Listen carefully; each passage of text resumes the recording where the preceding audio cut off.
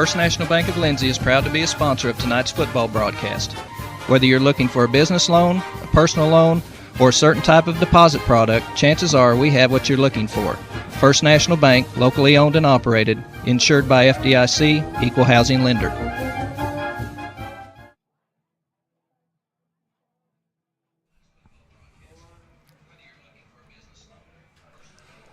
Hey, good evening, everyone. Welcome to Burford Field here on the campus of Lindsay High School. It is football season. It is finally here. My name is Greg Peary. Glad you've joined us here for the season opener and the home opener for Lindsay Leopard football here on your sports leader, KBLP. We appreciate you joining us live here on KBLP Radio, also out there on KBLP Live on Facebook, also streaming live on YouTube. So check out KBLP Live there on YouTube, also on Facebook Live. And we're going to kick off the preseason, or kick off the season in pregame here tonight with an interview with a very special guest that we want to have a chance to talk to, and a longtime Lindsay resident and, of course, former superintendent of Lindsay Schools, Doyle Gretaman. And, Doyle, we're very thankful you were willing to join us and talk to us for a little bit this night. Thank you, Greg. Pleasure to be here. So in what research that I did, 34 years, is that right, in teaching? And 39. 39 years. That's 5 years off. My math comes from Lexington, you know. So, but I know you spent a long time at UConn as a teacher, and also in a role as assistant principal there. Went to Blanchard after that. Is that right?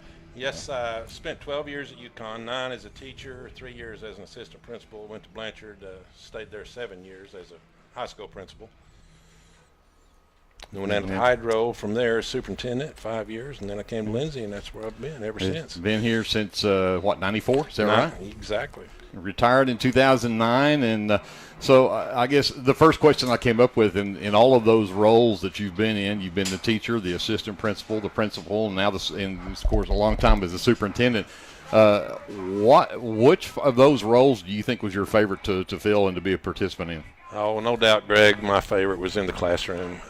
Spent 9 years there teaching speech, debate, and drama at UConn, and still actually maintain some of those relationships with some of those kids. They're not kids anymore. They're in their 60s. That was a few years ago. But yeah, and of course I enjoyed being in administration, but there's nothing like being in the classroom. You just day to day with those kids, just interaction, and it's just a lot of fun.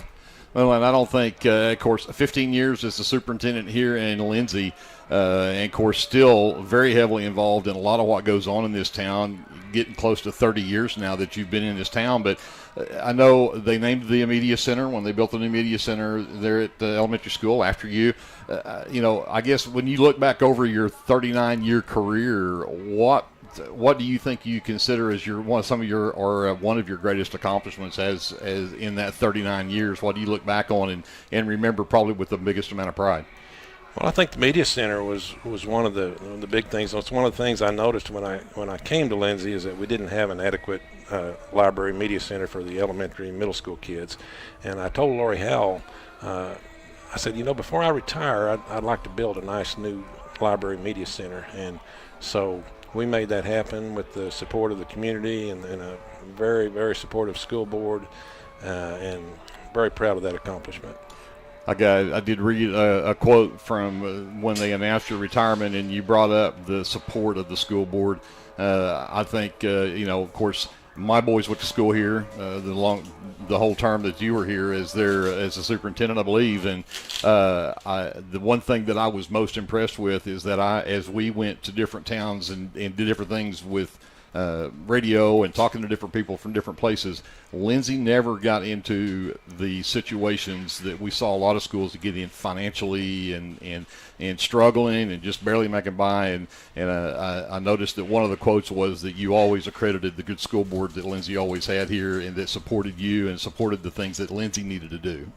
Absolutely. The school board, of course, reflects the community as a whole, and I was so blessed when I was here at Lindsay in those 15 years to have school board members who were just supportive of everything we did. And then we never called a bond issue unless we felt like it was something that really needed to be done to improve our situation facilities, learning opportunities for the kids, and we just didn't have any problems passing those bond issues. And that's one reason that we were able to maintain such a good, solid financial position here.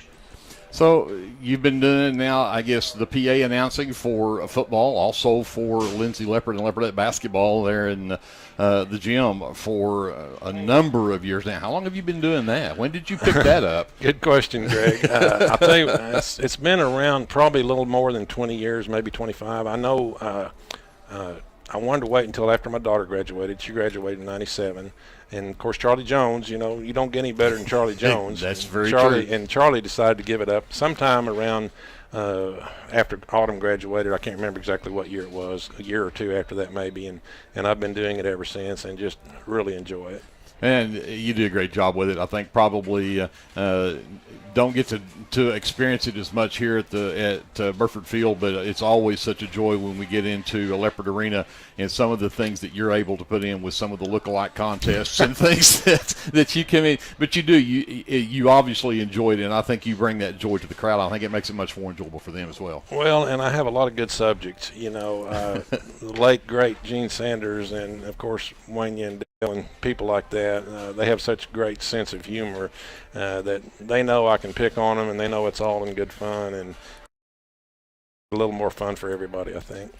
So you mentioned your daughter, Autumn. I think, again, what little bit of sleuthing I did. She lives out in Weatherford now, is that right? Yes, she's a sales representative, has been doing that for quite some time. Her husband's a home builder out there in Weatherford, and they have a pretty nice situation out there. Well, and yeah, I read a very prestigious position for her, and then I read she also does a lot of the decorating for the homes her husband builds too. So. Yeah, she majored in that at OSU pretty much, and then of course my son Blaine. I don't think you ever met Blaine because he graduated right before we moved here, and he teaches at the University of Iowa. So he has 4 kids up there, and we spend a lot of time up there as much as we can. That was going to be my next question, is about grandkids. I know that you retired again, been, 13 years ago now? Yes. And so I hope that you've been able to find the time to get to go spend with those grandkids. Yes, we make the time, and it's 700 miles up there one way, and we just make it a little vacation every time we go. You know, we stop halfway in Kansas City and spend the night, and that way it doesn't make such a long drive. But,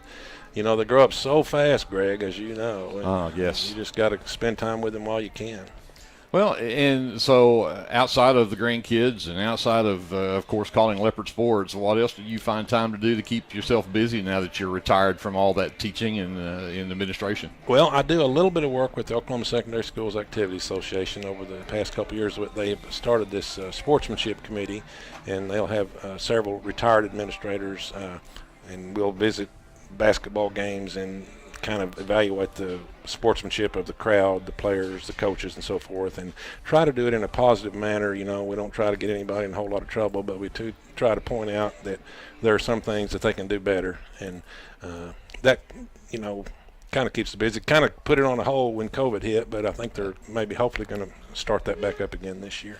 Well, and that's I think that's important. I think we've all seen how things have kind of gotten out of hand at times with the way crowds act and the way things go. And in fact, we had a conversation with one of the officials that brought this card up here for us a while ago, and he says, you know, we wanted him to call it fair, and he said, I don't know any other way to call it, you know. but it's funny that when we sit in the stands and watch what they're doing on the field, how we can suddenly turn against them and say, well, it's not fair and it's not consistent. And he said, hey, even if I'm inconsistent, I'm consistently inconsistent, you know. Yeah, and you know, or whatever they call, half the people are going to be unhappy. So you know, it's a tough job. You would not pay me enough money to put those stripes on, and I've had to learn that the hard way.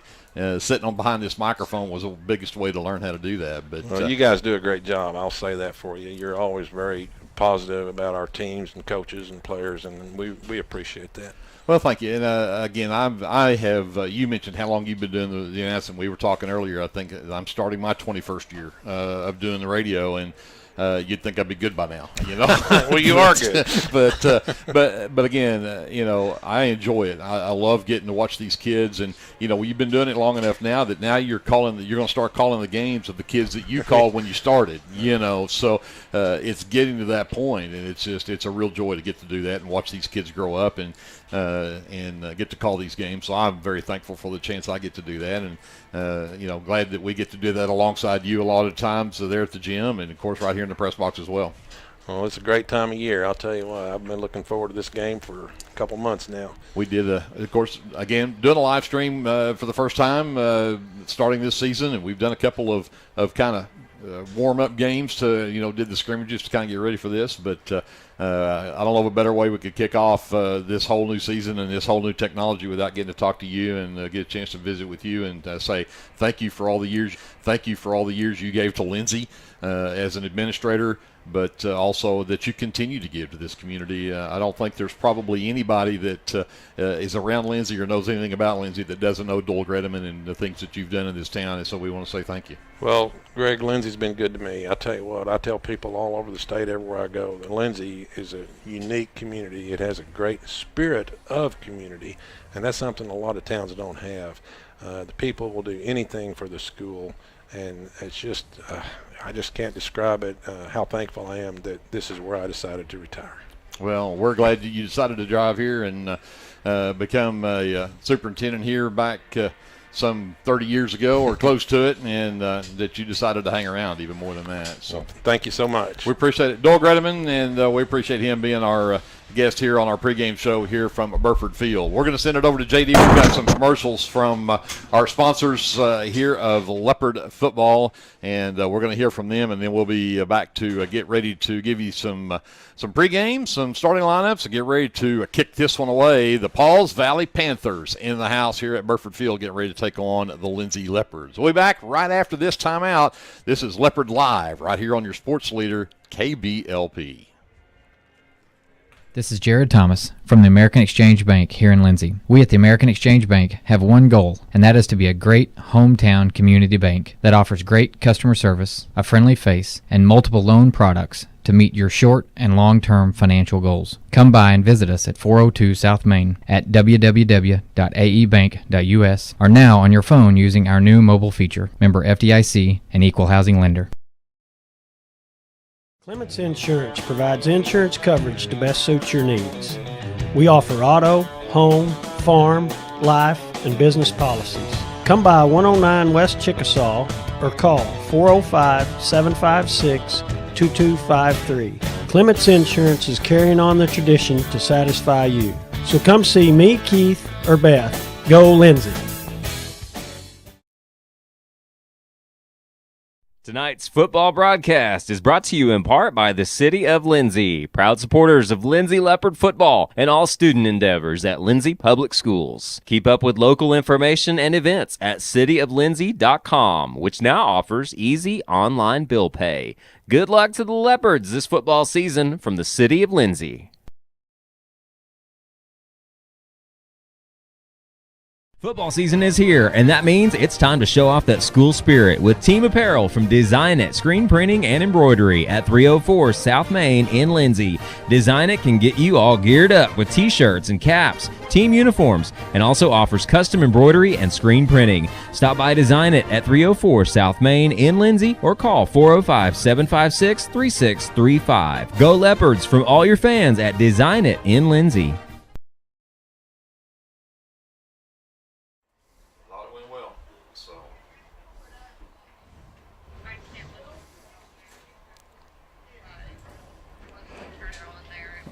Oh, gotcha.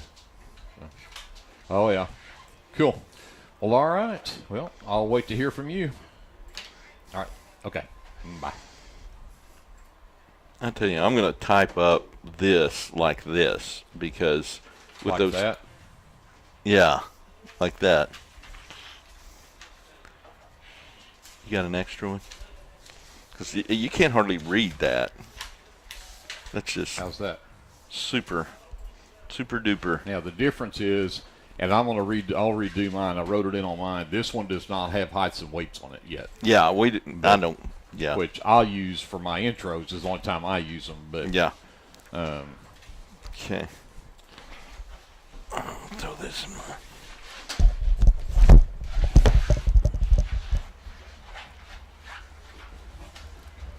I guess they still don't have a concession stand open yet. That's just crazy.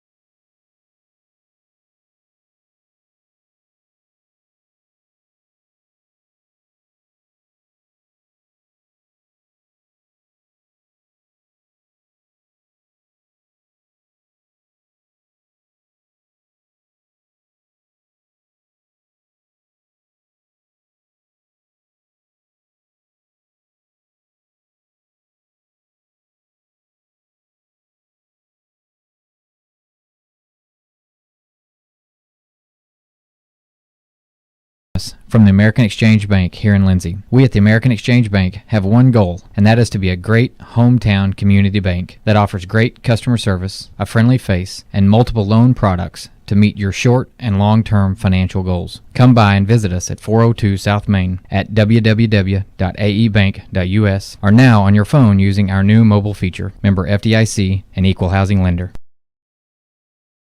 Hey Lindsay community, my name is Christian Torres and I am the minister for the Lindsay Church of Christ. I would like to invite you to join us for worship Sundays at 10:45 a.m. and for Bible class Wednesdays at 7 p.m. Our address is 1205 West Cherokee Street. The Lindsay Church of Christ is a group of imperfect people who love God, His Word, and each other. And we love this community so much, and we pray that all the students and teachers have a great school year. Come and join us at the Lindsay Church of Christ. Clements Insurance provides insurance coverage to best suit your needs.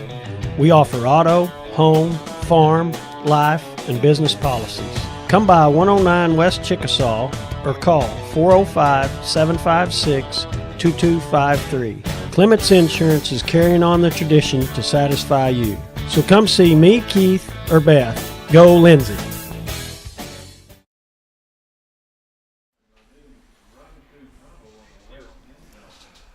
Welcome back to Burford Field. Greg Peary and Glenn Shoemake has joined us here as we get set to bring you the Battle of Highway 19. The Lindsay Leopards and the Pauls Valley Panthers set to do battle. Glenn, this is we heard Doyle talk about it just before the national anthem there, but this is a rivalry game, and they've really kind of developed this rivalry. We want to mention as well, because I'm not sure that came across on the live stream, but we need to say send our prayers across to Pauls Valley, the community, and also to the family of Grant Markham Jones, a young man that was their starting linebacker over there. His senior year was tragically lost in a car accident this last summer. So our thoughts and prayers go out to the Pauls Valley community, the school system, his friends, of course, and to especially his family, as this would be a very tough night to have to remember that. So absolutely, and like you said, it is a rivalry, but like Doyle said, there's a mutual respect between the two towns, and when one town hurts, we're still Garvin County here together, and when one town hurts, so does the other one. So I thought that was a really admirable moment of silence for the young man that lost his life, and that's just something that I feel like comes out of rivalries, that mutual respect and admiration for each town. So kudos to them for remembering that young man. Well, before we get to starting lineups here, let's talk a little bit about last year's game between these two teams. Of course, for Pauls Valley, they returned their starting quarterback from that game, Justin Humphrey, rushed for 156 yards in that game against the Leopards. The Leopard defense really did not have an answer for Justin Humphrey, and he's back this year now as a senior. So the Leopards are really going to have to watch out for him tonight. He, of course, had 30 yards or 40 yards passing in that game as well. But really, it was just his legs. He is just that good an athlete, and the Leopards are really going to have to corral him tonight. Yeah, and Coach Hembry mentioned that's going to be their number one key, is trying to keep him contained, because he can run. That is his attribute, is his legs, but he can also throw that thing. So I'm sure they've got a lot of pass plays. If you bring those safeties up, start playing run, that they're going to open it up a little bit and throw the ball. But containing number 5, Mr. Humphrey, is going to be on the number one thing on the to-do list for the Lindsay Leopards tonight. And again, going back to last year, let's talk about for the Leopards, of course, the Cash Barrett starting quarterback, not back with the Leopards this season, but Bentley Kessler, 7 catches, 123 yards, and a touchdown. Jacob Vaughn had 53 yards on 10 carries, averaging over 5 yards a carry for Jacob Vaughn in that game. Ty Ferguson also had 50 yards on just 12 carries, so he was nearly 5 yards a carry on that. So, again, the Leopards bring a lot of weapons. A change of quarterback, though, and we'll talk about that here in just a minute, because we're going to get into these starting lineups and talk about some of these guys. But the Leopards have got the weapons and have got the guys that can make it happen. They defeated Pauls Valley 20-7 last year. They'll look to do it again this year. Yeah, and it's got to give Coach Hembry a lot of confidence, being his first game, to have that much experience back. You do have a change at quarterback, but you've got a lot of key pieces back that took care of business last year on this field and took home the trophy. The Battle of 19, that's the trophy we're talking about. By the way, welcome to Leopard Live, presented by the First National Bank here on KBLP. If you're listening on the radio, 105.1, we appreciate you joining us there. Make sure you also check us out. We are live streaming on Facebook Live, also on KBLP Live on YouTube. So pick your weapon and join us. And, of course, tell all your friends about it. Like and subscribe to our channel there on YouTube. Glenn's giving me the thumbs up. I'm going to get that down. Like and subscribe to that. Let's get to your starting lineups before the teams come out to do the coin toss here, and we'll talk a little bit about some of these starters. But let's go first for our visiting.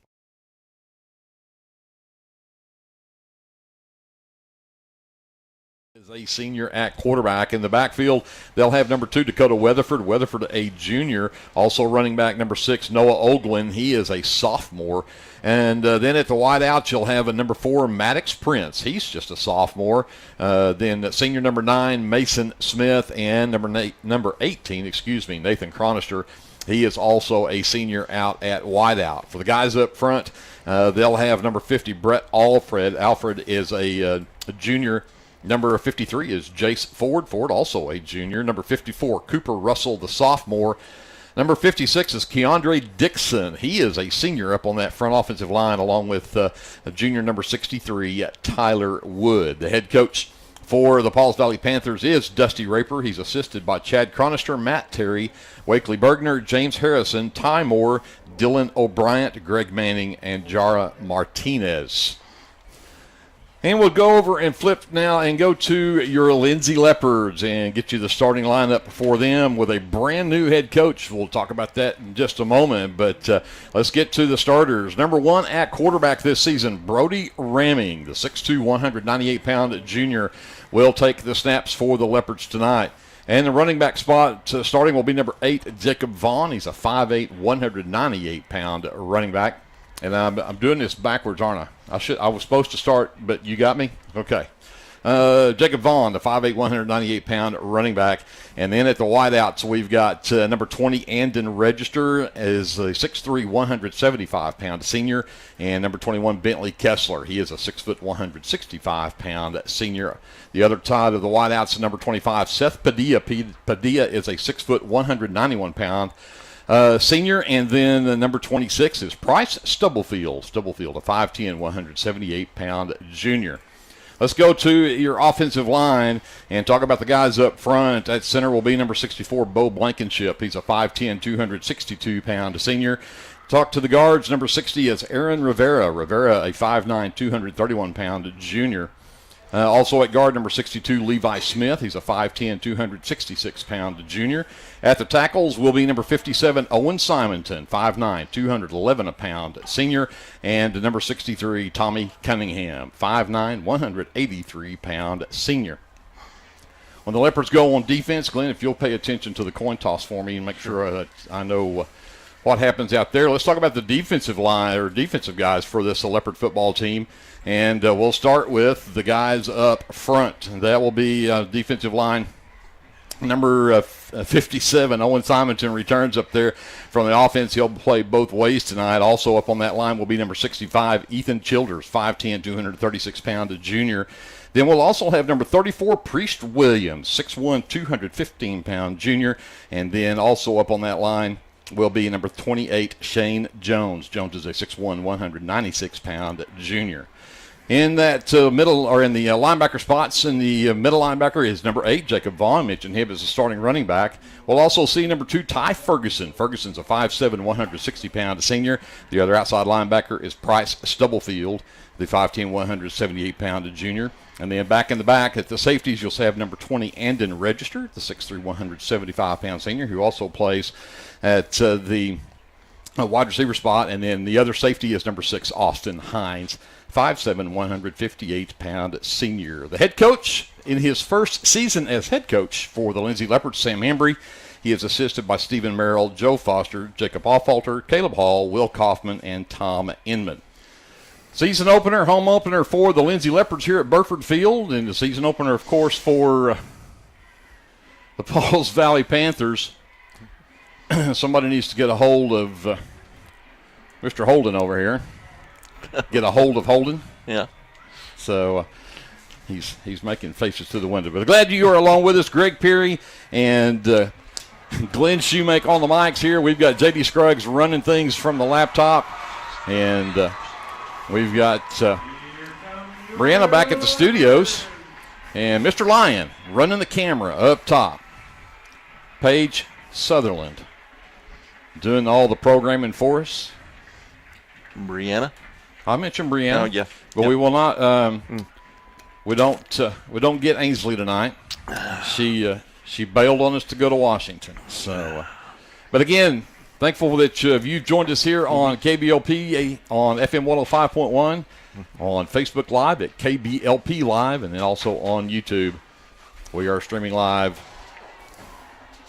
on at KBLP Live there as well. So coin toss. Coin toss. Pauls Valley won the toss, elected to defer to the second half, so Lindsay will take the ball, and they will march to the west. So they will receive the kickoff, and offense will be on display first. Well, let's see if the Leopards can use that new quarterback in there. Of course, we saw Brody Ramming play some quarterback last year. Brody's just a great athlete. He can run, he can catch, he can play quarterback. So I think it'll be a good night for the Leopards from that standpoint. A lot of skill players return for the Leopards, and really the other thing is the returning experience up on that offensive line, defensive line as well. But those guys, they are some of the best. So. Yeah, and in contrast, Pauls Valley's got a relatively young offensive line. They lost 4 of their 5 starters up there to graduation, so it's going to be an interesting comparison there, or competition between our defensive line and their offensive line. That's a little underexperienced, you might say. So back deep for the Leopards. Looks like number 21, Bentley Kessler. 26, Price Stubblefield. Price Stubblefield. Yep.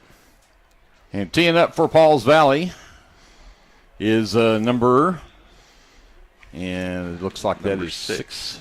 Yep. No, number 64. 64, which is Mason Barona.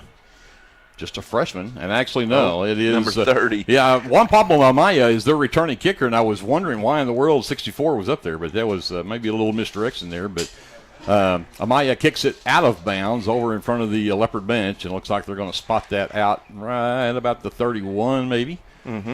So we'll see the Leopards on offense first here after that one goes out of bounds. Yeah, definitely obvious attempt to keep the ball out of Kessler and Stubblefield's hands there, and so just kicked it straight out of bounds over on the 31. It wasn't like a deep onside or anything. It just and, of course, that will be a 5-yard penalty for illegal procedure, and they're going to put it on the 35. So 1st and 10 Leopards on the 35, and they're going to split Kessler, Padilla, and Stubblefield all wide left. It looks like Register's going to line up as a tight end on this right side.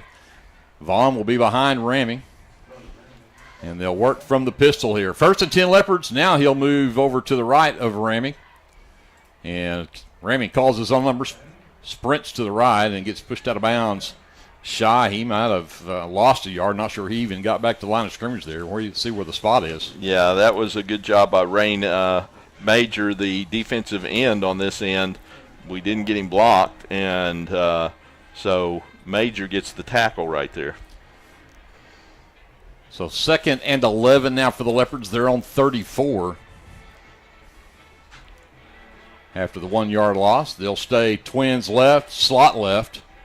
Register again, tight end right from the pistol. Ramming fakes the handoff up the middle, goes out into the flat, intended for Kessler, and he lifts it short, and it's going to be incomplete, and it's going to bring up 3rd down. Yeah, had a guy open right there on the route. Kessler just kind of let him a little bit too much, maybe a little first game jitters there from Brody, but I'm sure that'll calm down, and we'll make those connections. Well, Kessler will now join Register out here, split wide right. Padilla and Stubblefield stay split left. From the shotgun, Ramming takes a snap, play action, looks for Kessler over the middle. He's got him, and he's just barely going to have enough for the 1st down out to the 46-yard line. Yeah, and great execution right there. Kessler run about a 8-yard and then slanted in, and Brody put it right on the numbers that time for him, right over the middle. And good job there by number 44 making the tackle. That is Braden Patchell. Quickly for the Leopards, twins either side. Again, play action, this time with the option. Vaughn around that left side gets good yardage out across midfield into Panther territory. It'll be down around the 49-yard line, so a good 5-yard pickup there from Jacob Vaughn. Yeah, great blocking out front and great execution on the pitch. And tough running, but it looks like we may have a holding call here. The Leopards are backing up. Yep, they're going to bring this one all the way back to the 37-yard line. Yeah, holding right there. So I'll bring up a first down, and that's a loss of 9 on the play, so call it 1st and 19. Yeah. From the pistol. A little mix-up in the backfield. Raming's just going to have to try to make something happen here, and he'll sprint out of bounds over in front of the Pauls Valley bench. Made a couple of yards out of that, got out to the 39, but that was a mix-up there in the backfield. Yeah, Vaughn went one way and Brody went the other, and so Brody did what you're supposed to do, try and get as much as you can. He got about a 3-yard pickup, 2.5 on that before number 44, Patchell, ran him down again. So brings up a second down now. We'll call it 17. Twins right, single receiver left, back to pass Ramming.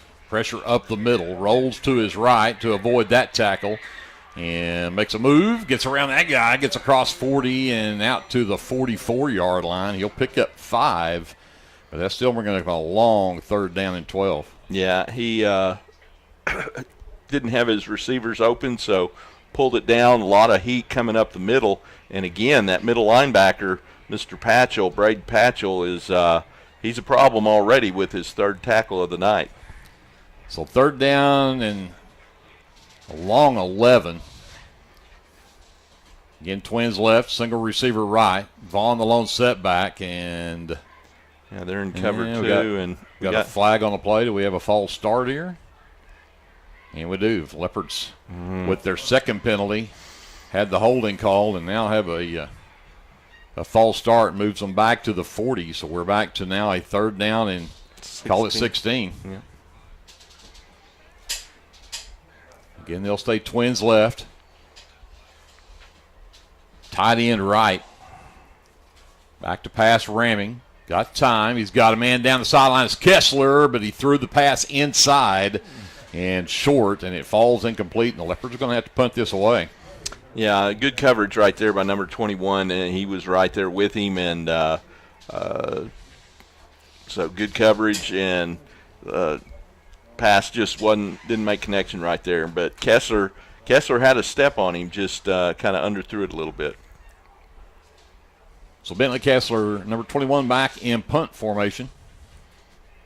And the number 21 for Pauls Valley is back to receive this. That is T.K. Jaggers, the senior. High, spiraling punt. He'll just let it go. It'll take a nice leopard roll, and it'll go inside the 10 and be down at the 8. Nice punt from Kessler. Yeah, that was about how many yards is that? Well, punted from, the ball was spotted at the 40. So he would have punted from behind that. So that's 50-something yards. 52 yards. 52 yards. So 10:31 left to go here in the first quarter. Pauls Valley and Lindsay scoreless. Yep. And we'll get our first look at this Pauls Valley offense. They'll start from their own 8-yard line. And, of course, Justin Humphrey, the quarterback, in there. Number 6 is Noah Ogwin. He is the running back. Twins right, single receiver left. Humphrey hit just as he got rid of that.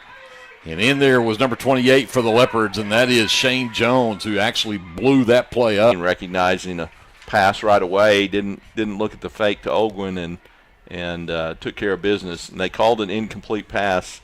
Humphrey got his arm moving before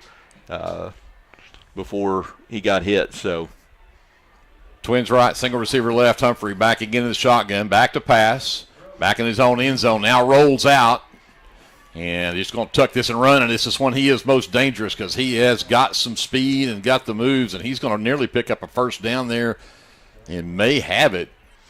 Depends on where they mark him out of bounds. But, again, had him in the end zone, and he scrolls that one out all the way out to the 16-yard line, picks up 8 yards. Yeah, and Shane Jones and Ty Ferguson over there on the tackle. But good coverage downfield and forced Humphrey to run, and that's what Sam was talking about. You're going to have to keep him contained when he takes off running because he can do damage. So it's going to bring up a 3rd down and 2. The ball at the 16. And Humphrey, again, up the middle, and the Leopards did not let him get through that time. No gain on the play that time for Justin Humphrey. And this is going to bring up an interesting call here. It's 4th and 2.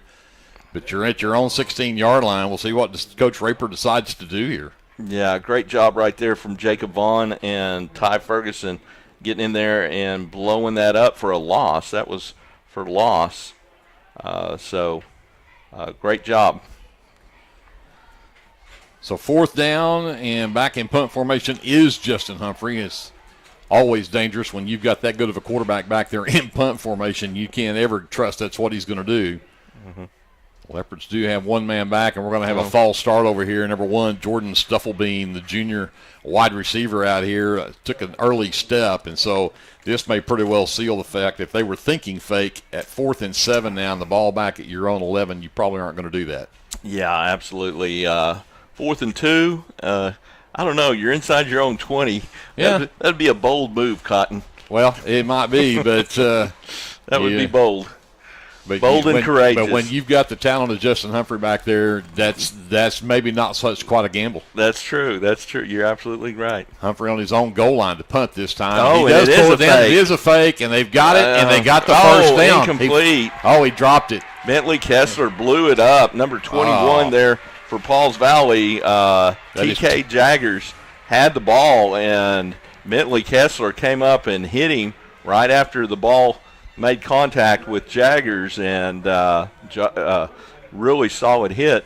Now we've got first down on our own 11-yard line. That's exactly right. Thank you. Again, I said with that kind of talent, you never know. And sure enough, the Leopards get away with one there. Actually, Jaggers had that. If not for the hit, then that would have been a completion for a first down, I believe. Yeah, and so that really emphasizes the good punt for the Leopards. Right up the middle with Jacob Vaughn on the handoff, and he'll get down inside the 10, down to the 7-yard line. A pickup of 4 for Vaughn. Yeah, brought down there by the sophomore linebacker Tanner Perry for Pauls Valley. But good gain on first down. So call it 2nd down now and 6. The ball at the Pauls Valley 7. They can pick up a first down without scoring here. They'll go trips right. Register lined up as a tight end left. Ty Ferguson in the backfield now at running back. Mm-hmm. And he's going to block for Ramming, who's taking himself, cuts inside, stumbles in, and they're going to mark him down at the 2. Yeah, that was number 6, Noah Ogwin, that just got a hand on the legs of Brody Ramming as he was coming around and tripped him up about a yard short of the first down. So Leopards will line up with a 3rd down and 1 at the Pauls Valley 2. Shane Jones comes in. And Leopards will leave Ferguson in the backfield. Jones will line up in the slot left. They'll go twins right. Ferguson lines up behind Ramming from the pistol. Now he'll move over to his left. Ramming the snap.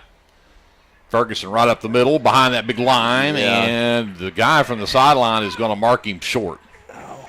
It'll be 1st and goal because they could get a first down inside that 1-yard line, but they're going to say Ferguson was short.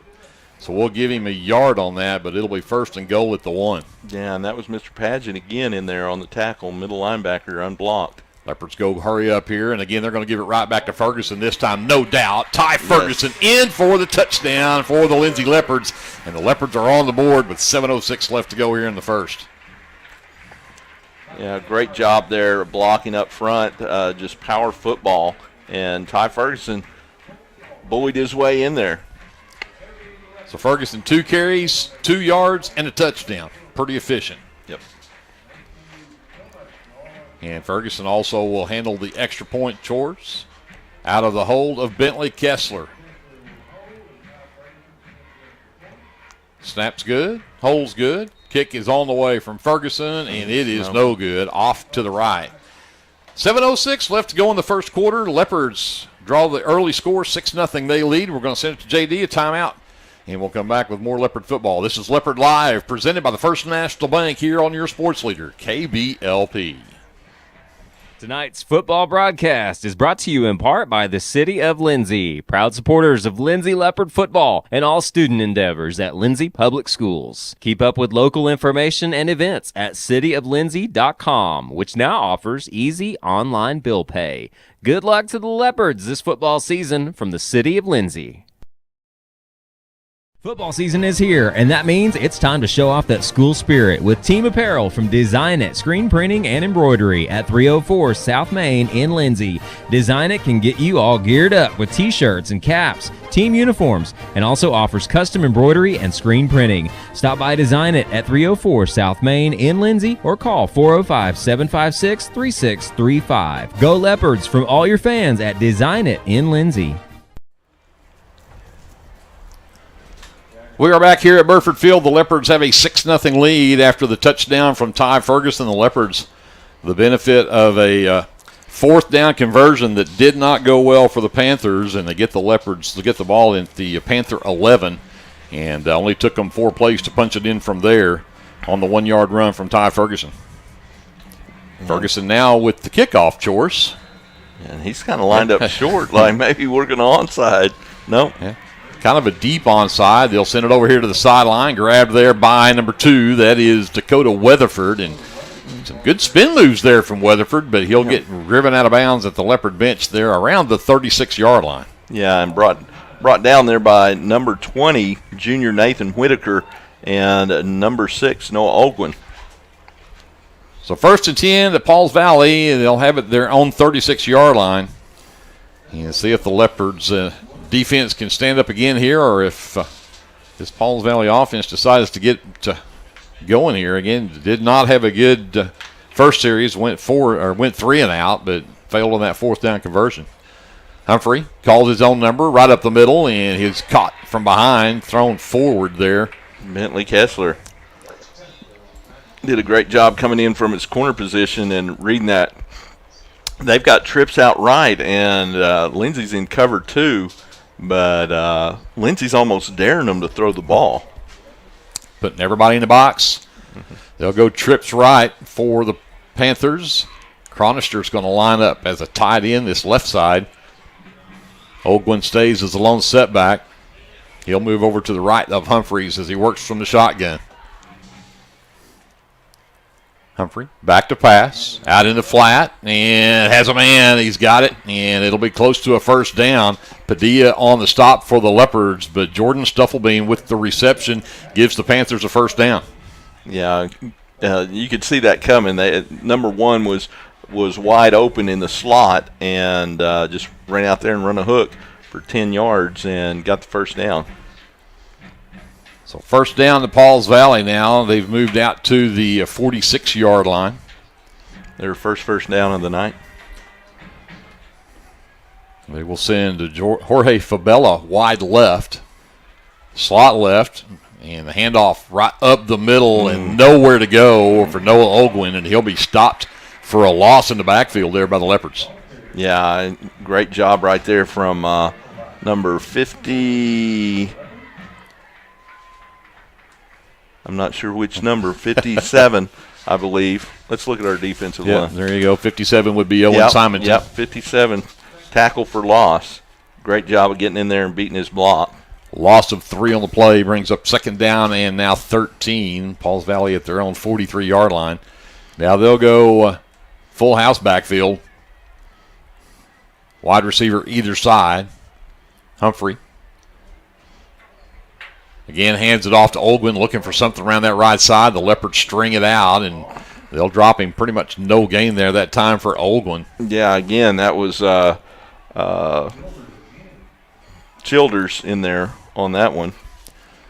They'll actually show a yard loss on that one back to the 42. That's going to bring up a 3rd down and 14. And the Pauls Valley offense finding some hard treading here early against this Leopard defense. Now they'll send 3 receivers left. That is Jaggers, Chronister, and Fabella. 1 receiver right. Humphrey from the shotgun. Back to pass, gets pressured, rolls, and now over the middle, finds a wide open Jorge Fabella, and he is very close to the 1st down with that reception in Leopard territory at the 44-yard line. Yeah, and in register brought him down, but they're going to give him a 1st down on that play. So Pauls Valley's now 1 for 2 on 3rd down conversions. Almost had him in the backfield. Ty Ferguson just couldn't quite get there, and gave the wide receivers time to break away and get open. So 1st and 10, Pauls Valley. They are in Leopard territory at the 41. They'll stay with trips left. Single receiver right. Humphrey from the shotgun has Olguin to his left.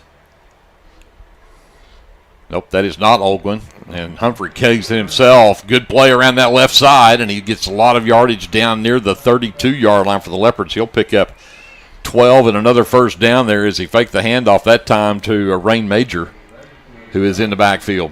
Yeah, and in register his third tackle, and that's not necessarily good when you have defensive safeties making leading your team in tackles. That means they're getting deep in the secondary.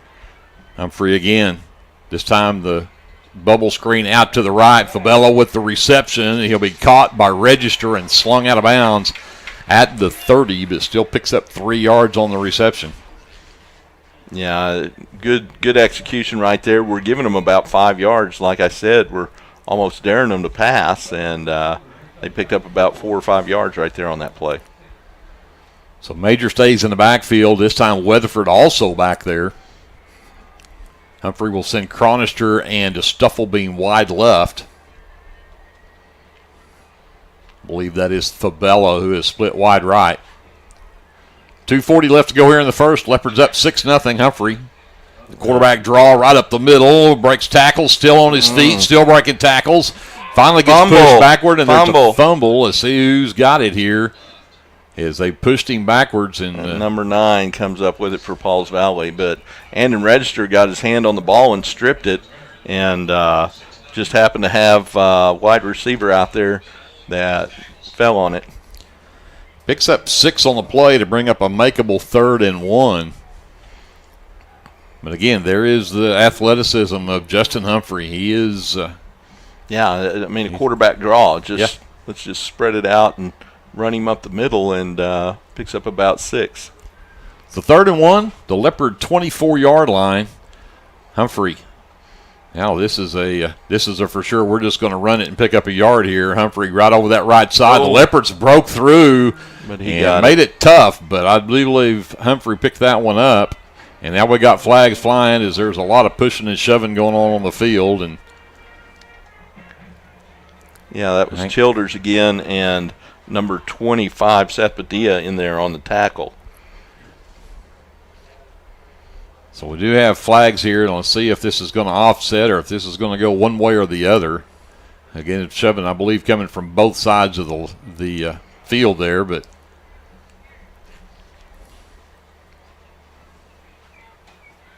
I think the play actually ended up just about the line of scrimmage. I'm not sure what if the play was a 1st down or not, but we do have the dead ball, unsportsmanlike on Pauls Valley, dead ball, unsportsmanlike on the Leopards.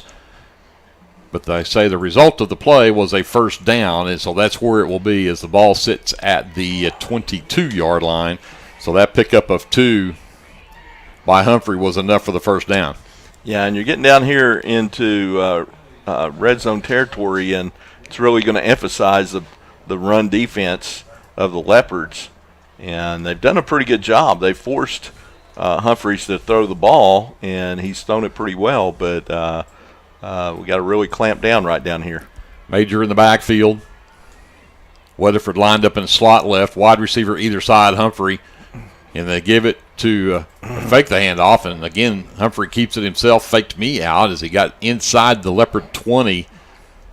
And it looks like to the 18-yard line. That'll be 4 more yards for Justin Humphrey, and he is racking up the yards already. Yeah, tripped up there by Ferguson. Ty Ferguson tripped him up, and he fell forward for 4 yards. Just kept stumbling.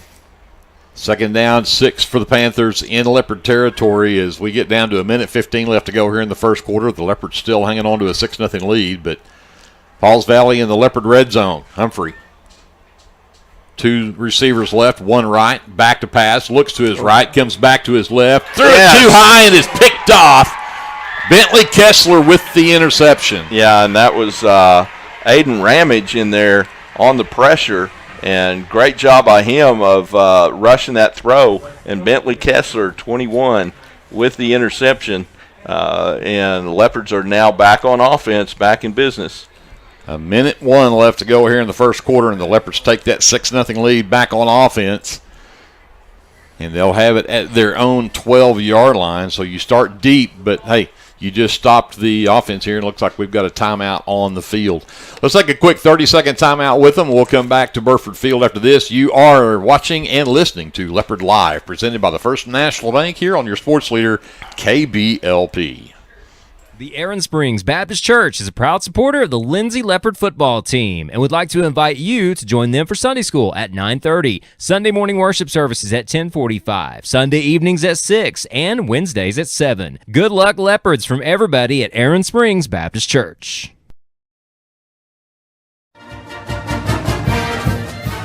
The First National Bank of Lindsay is proud to be a sponsor of tonight's football broadcast. Whether you're looking for a business loan, a personal loan, or a certain type of deposit product, chances are we have what you're looking for. First National Bank, locally owned and operated, insured by FDIC, equal housing lender.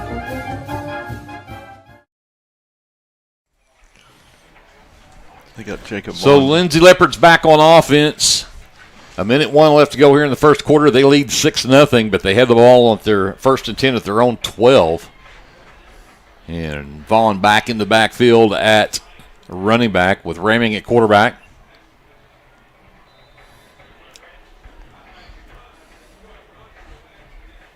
Register tight end right, wide receivers right and left. Back to pass, Raming looking for the fade down the middle of the field and overthrows his intended target, Bentley Kessler, well overthrown there. That'll fall incomplete for Brody Raming. Yeah, I think that was overcompensating from the last deep throw he made, where it was a little underthrown, and he definitely aired that one out.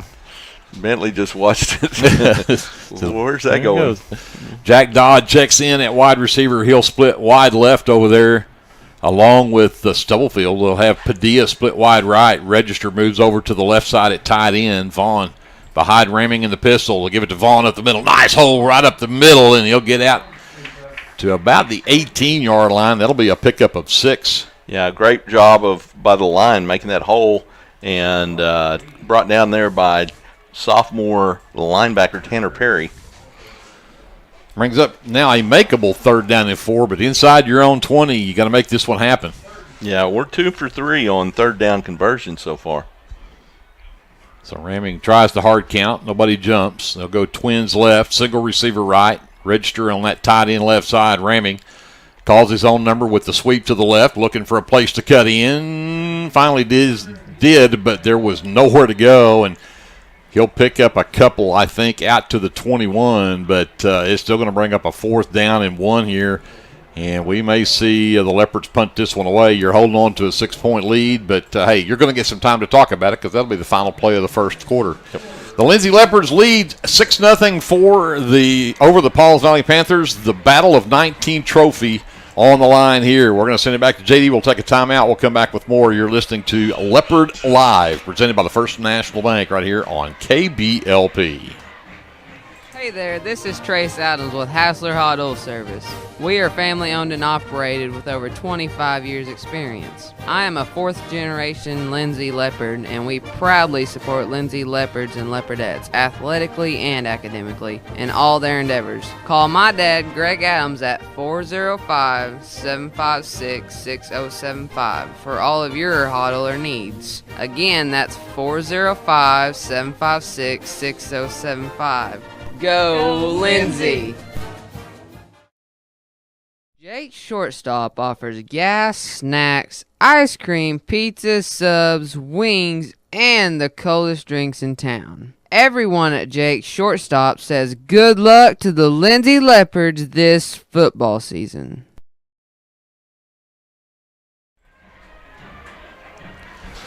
So back to start the second quarter, the Leopards with a 6-0 lead. We flipped into the field, but Kessler will be back in punt formation as they face a 4th down now and just one. It's 4th and 1. 4th and 1. Hey, you never know. We wouldn't do that with the lead. Kessler, another nice high punt, but this one not near as long as the first, and it'll actually take a Panther bounce before it goes out of bounds in front of the Panther bench, but it'll be at the at the Leopard 41-yard line. Yeah, it's only a 20-yard punt right there. So that one not near as productive as the first one, and now the Leopard defense gives the ball back to Pauls Valley on their side of the 50. And almost looks like the officials are discussing maybe a flag over there, although I don't see one on the field. Yeah, they threw one. One of our players was going down the field, and it looked like one of their players was holding us. Of course, it was after the kick, so.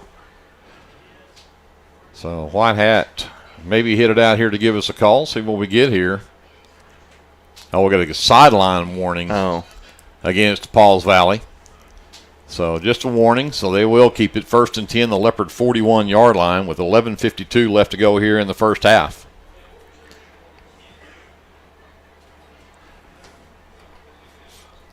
Let's see if that defense can step up again. Great job last time. They've been playing well. Stufflebean is split wide right. Chronister will join him out here. Humphrey from the shotgun. And again, it looked like a mix-up. Escapes one tackler in the backfield. Finally is brought down. I believe that was Shane Jones on the stop, number 28. But again, there's Humphrey, who's in the backfield, was caught, and has still managed to get out inside the 40 to the 38-yard line, picked up 3 yards. Yeah, good penetration right there. Just didn't catch him square. And Humphrey's strong enough and quick enough to just kind of sidestep and twist out of little arm tackles like that. You're going to have to really catch him square if you want to bring him down. Smith and Jaggers are split left. Stufflebean split right. Humphrey in the backfield along with Olguin at running back. This time back to pass, and they've thrown the wide receiver screen out here, caught by Smith. That is Jaggers on the reception. And the Leopards did a good job of swarming to the ball that time and hold Jaggers to just a 1-yard gain. Yeah, Priest Williams in there ran him down from behind and kept him to a short gain, but they're liking that bubble screen over there. It's a real safe play, and we're giving them 5 yards on backed up off the defensive line, so looks like they want to take advantage of that. But when you got guys that can run them down from behind, then they're not gaining very much yards on that. Tremail Johnson, number 22, has checked in for the Panthers. He'll be split right along with Stufflebean and Smith. Humphrey back to pass. Again has pressure, and Padilla. And there's going to be a flag here. I don't think it's on Padilla. Padilla made a great break on the ball right there, but I think they may get holding before that. And looks like Coach Embry having a discussion with the official here, and actually they may be talking about a penalty on maybe a penalty on Pauls Valley here, since they were talking to Embry about it. I'm not real sure. Oh, the illegal receiver downfield for the Panthers. So someone was covered up on this side and went out for a reception, and that is not so the Leopards will turn that penalty down. So now you're facing 4th down and 6, and you're at the Leopard 37-yard line. Yeah, and they're probably going to go for it here. I would bet you're right. Yeah. Chronister will split left. They'll have Smith, not Stufflebean, Smith, Fabella, and Jaggers will be split right. And number 29 in at running back for the first time. Adrian Gonzalez, the sophomore, will be in the backfield with Humphrey. And now Pauls Valley and Coach Raper will talk about it, and they'll call it timeout. 10-18 left to go here in the first half. Leopards with a 6-0 lead. We'll take a quick timeout, come back to Burford Field after this. You are listening and watching Leopard Live here on your sports leader, KBLP. With Oklahoma's weather being unpredictable, you need a trusted roofing company. At Legacy Roofing and Construction, we are proud to serve Lindsay, Oklahoma and the surrounding areas. Call Legacy Roofing and Construction for a free estimate at 405-756-8855 or visit our website at legacy-roofing.com. The Board of Directors, physicians, and employees of the Lindsay Municipal Hospital would like to take this time to recognize the Lindsay High School football team, the coaches, and players. Good luck, Leopards, from your fans at the Lindsay Municipal Hospital. And remember, if a medical emergency arises, call or visit the Lindsay Municipal Hospital, another Leopard supporter.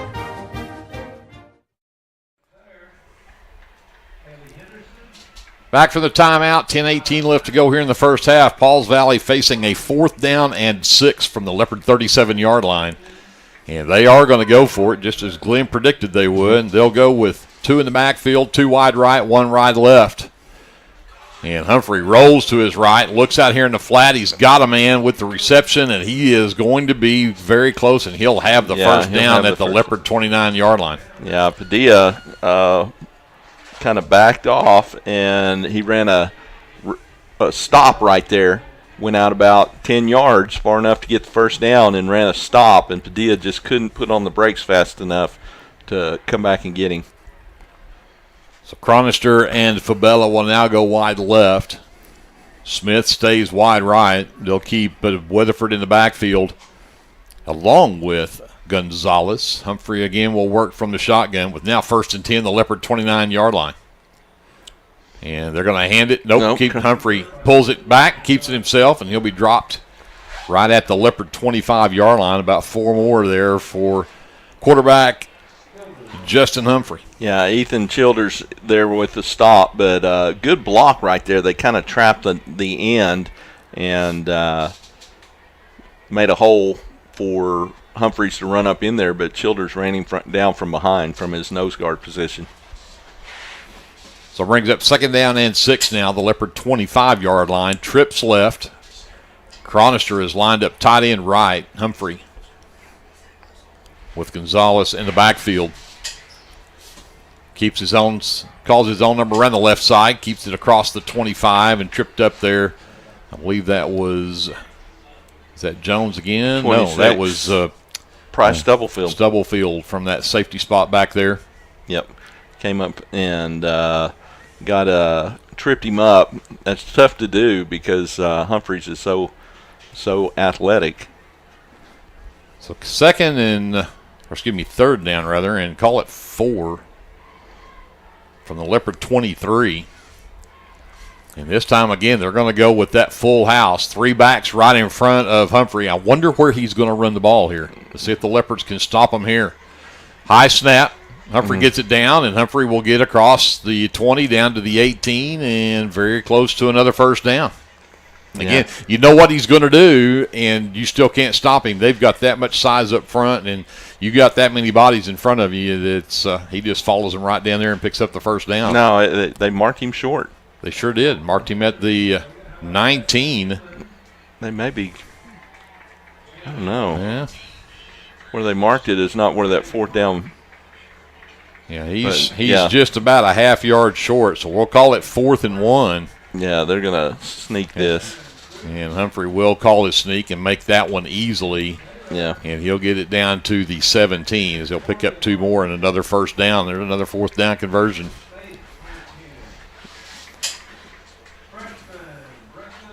$7:30 left to go here in the first half. 6-0 Leopards with a 6-point lead.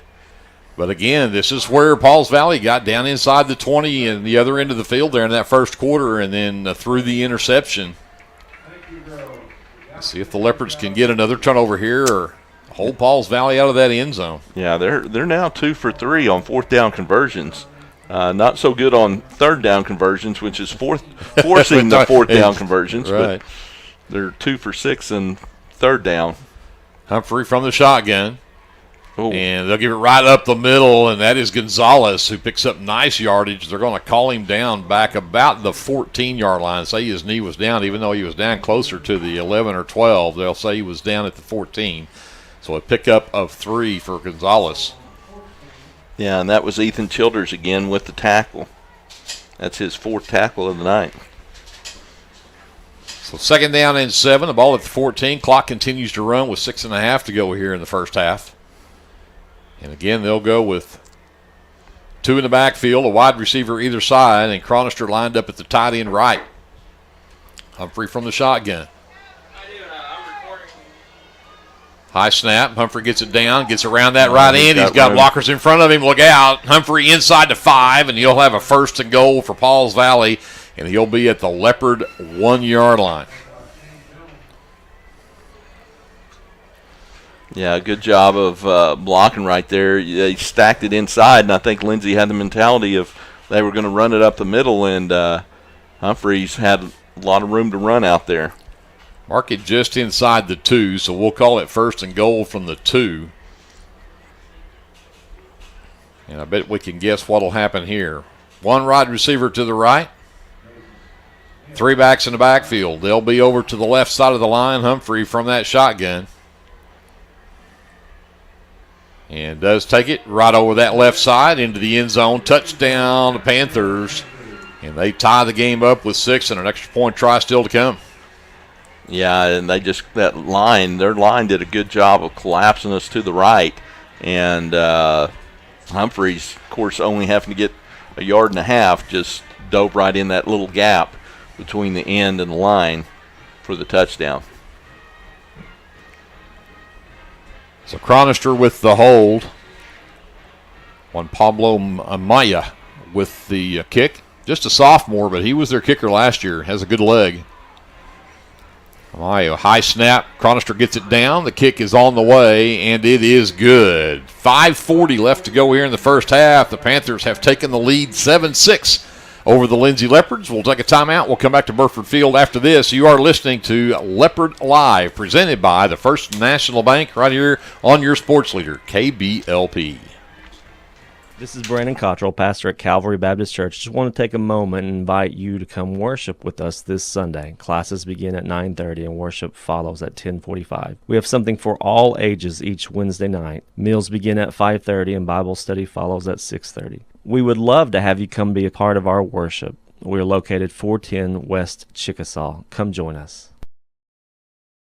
Dr. Mike Beckman and all of his staff at 301 South Main Street in Lindsay would like to wish the Lindsay High School football team good luck this season.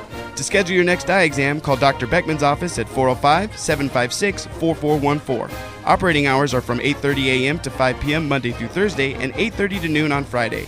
Call 405-756-4414 or stop by at 301 South Main in Lindsay. Go Leopards from everybody at Dr. Mike Beckman's office.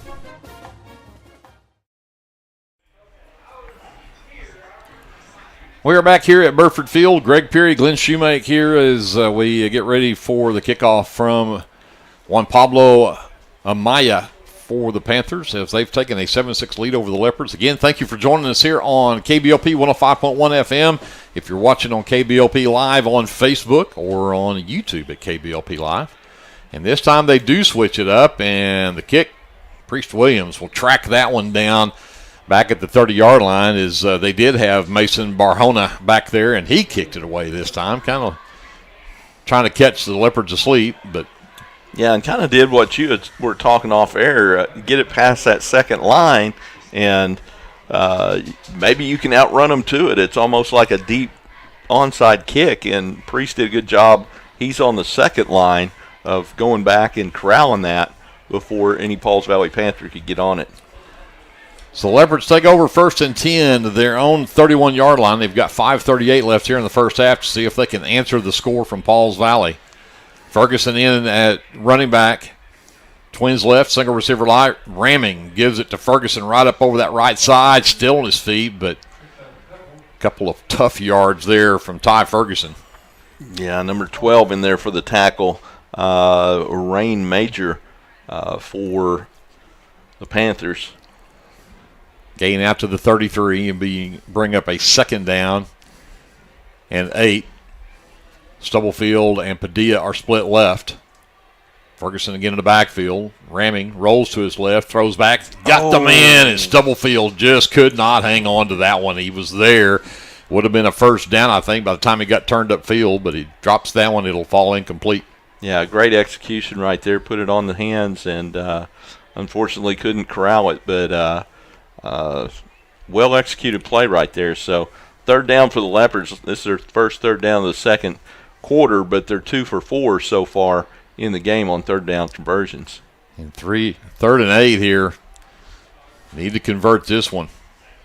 Ramming from the shotguns. Got twins either side. Fakes the handoff. Back to pass. He's got a man down that right side. Had him and could not hang on to it. I believe that was Kessler down that right sideline. Yeah. Can't tell for sure from this far away. Yeah, it's definitely Bentley the way he's running, you can tell. But Kessler had it and just could not hang on to it. And Ramming now is just 1 for 6 passing. And the Leopards are going to have to punt this one away and give it back to Pauls Valley. They've got plenty of time with 5 minutes left to go in the first half. Yeah, a couple of 3 drops have really hurt us tonight on the passing game. Mason Smith goes back deep for the Panthers as Kessler will line up in punt formation back near his own 20. Good snap. Another good punt from Kessler, and Smith will call the fair catch this time at his own 30-yard line. So the Leopards punted away, and the Panthers at 4:54 left will take over with a 7-6 lead over the Leopards. And they'll have it 1st and 10, their own 30. Yeah, 2 for 6 now for the Leopards on third down conversions. They got to figure out a way to get that third down, keep moving the chains. And the Leopards have just not been able to find their receivers tonight. You've got some weapons in Kessler and Padilla and Stubblefield and Register, and Ramming has just not been able to find them passing-wise, and the Panther defense has pretty well shut down the Leopard run game. Mm-hmm. So Panthers take over. Humphrey will send 2 right, 1 left. I believe that is Gonzalez in the backfield back there, and they'll have Weatherford in the slot left.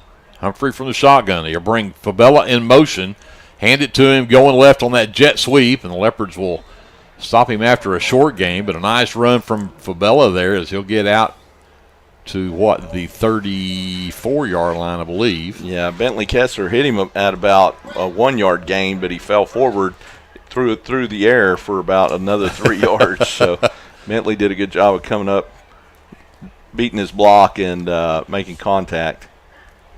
So 2nd down and 6 for the Panthers. Chronister and Fabella will be split right. Smith split left.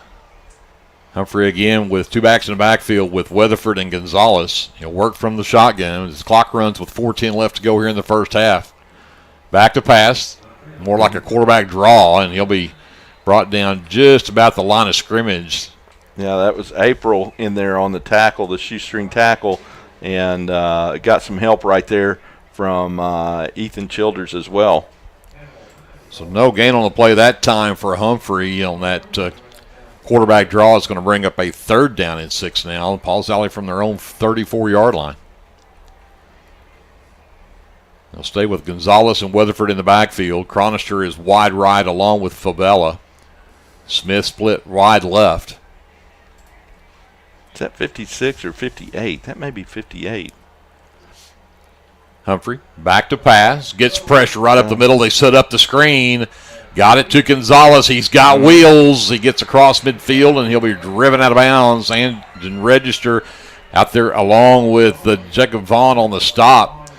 Right at midfield for Gonzalez, but I believe we've got a flag back here. Yeah, it's going to be a hold. The receiver blocking downfield was just about tackled number 20, who is that's that? Andon Register. Andon Register just about tackled him. So that'll back him up and actually be a loss on the play after you apply the penalty. Yep, from the 34 back to the 32. So now you've actually got a 3rd down and 8 from your own 32, and the clock now down with 3:15 to go and still running. Smith now will go to the right. Chronister wide left. And they'll also put, I don't have a number 36 for Pauls Valley. So I'm not sure who that is, but 21 over there on that left side is TK Jaggers. And now we have a timeout called by the Lindsay Leopards. 3 minutes left to go here in the first half. We'll keep it here for this timeout and tell you that we've got some other area games going on tonight. This is week 0. Always confuses me. It's week 4 before I ever get on the right thing, because this is week 0. But some of our area games that we'll maybe try to come up with some scores with on halftime. Lexington is hosting Bridge Creek tonight. Purcell on the road at Alva. Washington Warriors, preseason pick number 1 in Class 2A, is on the road at Vian. Minko is at Dibble tonight. Elmore City Purnell hosting the OKC Patriots, and Bray Doyle hosting Maysville tonight. Maysville expected to win that one big tonight, but we'll try to catch up with some of those teams and the scores coming up here at halftime, so make sure you stick around for that as we get closer to halftime. And, of course, we'll also have your officially unofficial first half stats here as well at halftime, so make sure you stay around for that. Coming up here in about 3 minutes, as that's exactly what's left on the clock here. And Pauls Valley now coming out of the timeout facing a 3rd and 8 from their own 32-yard line. Yeah, and I think probably Coach Embry and Coach Offholder, the defense coordinator, was really emphasizing some of the tendencies that Pauls Valley has on these 3rd down plays. Humphrey from the shotgun. Back to pass. He's looking for Smith down this right side, and he's got it. It's a great layout there from Mason Smith, and he's got the reception. And the senior gave Pauls Valley a big 3rd down conversion there as he got it all the way down to the Leopard 37-yard line. Yeah, and Seth Padilla did everything he could. He was right there on the coverage, and wide receiver laid out right there on a ball that was put where only he could get it, and brought it in. So good play by the Panthers. 31 yards on the reception for Smith. So Panthers in business, 2.5 to go. At the Leopard 37, 1st and 10. Humphrey rolls to his left. Throws out in the flat and nearly caught, and Smith dropped that one over there. That one will fall incomplete. Yeah, you can kind of expect them to probably be pass heavy right here with under 3 minutes with 2:20 left, because incompletions and first downs will stop the clock. So probably look for them to be pass heavy here. 2 timeouts left for both teams here. Be interesting to see how that plays out as well. 2nd down and 10. Ball at the Leopard 37-yard line. Again, they'll split Mason Smith out wide left. He's over there with Jaggers. And Cronister and Fabella split right. Humphrey from the shotgun. Play clock is all the way to 0, and they're going to say a timeout called for this one. So let's take a timeout with them this time. We'll come back right after this. You are watching Leopard Live, presented by the First National Bank in Lindsay, right here on your sports leader, KBLP. This broadcast of Lindsay Leopard football is brought to you by your friends at Physical Therapy Central, 301 East Cherokee Street in Lindsay. When you're ready to take that first step towards living a pain-free life, let Physical Therapy Central create a treatment plan just for you. Call 405-756-2324. Visit ptcentral.org or come by 301 East Cherokee in Lindsay. Good luck, Leopards, from Physical Therapy Central. Hey, it's Friday. Game day from Mr. J. Good luck, Leopards. At Rural Electric Cooperative, we're committed to providing electric power and opportunity to the many areas our members call home. That includes supporting youth programs that teach life skills and build character. With REC, you're more than a customer, you're a member owner. And that's why we're always working hard to provide you with the most dependable electric power possible. As a Touchstone Energy cooperative, REC is dedicated to providing the best service possible and supporting the communities in our service area. We've got Austin Hines in there on the line now. Panthers. 2nd down and 10. Back to pass. Humphrey flushed out of the pocket, rolls to his left, had a man on the middle, and I believe it was Jacob Vaughn got his mitt out there on that one and knocked that one down, and it'll fall incomplete. Yeah, and that's some of the toughest coverage that you can have for defensive backs and linebackers is when you get in scramble mode, because you got to find somebody, you got to lock onto them, and first you got to find them, then you got to lock onto them, and Jacob was just going after the quarterback and got his hand up and knocked that one away. So great job by Jacob Vaughn. 3rd down and 10. Clock stopped with 2:14 to go here in the first half. They've got Oakland back in the backfield again. Jaggers is split left with Smith. Fabella and Chronister split right. Humphreys back to pass. Again, the Leopards get the pressure right up the middle, and then Smith with the catch, and then it dropped it. Another big hit back there. Was that Kessler again? No, that was the safety. Turn around here so we can see. Got to get a number here. That was Brody Ramming. Brody Ramming with the hit. Knocks it loose. Yeah, from that safety position.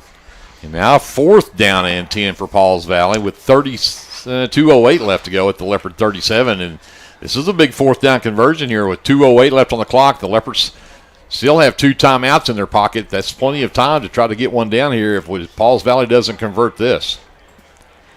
This time they'll go with the Jaggers and Smith right. And Pauls Valley's going to use their final timeout here with 2:08 left to go. This is a big one. We'll keep it here so we make sure we don't miss anything. But this is a big conversion here. Again, 4th and 10. You're at the Leopard 37. You don't convert this, and the Leopards will get it back with close to probably 2 minutes to go on the clock and 2 timeouts left. You still got time to drive that one down the field. Absolutely. And we've connected. We've been really close to connecting on some deep passes. So get some of our speedy wide receivers underneath on crossing routes and get out of bounds. A lot of things can happen with 2 minutes.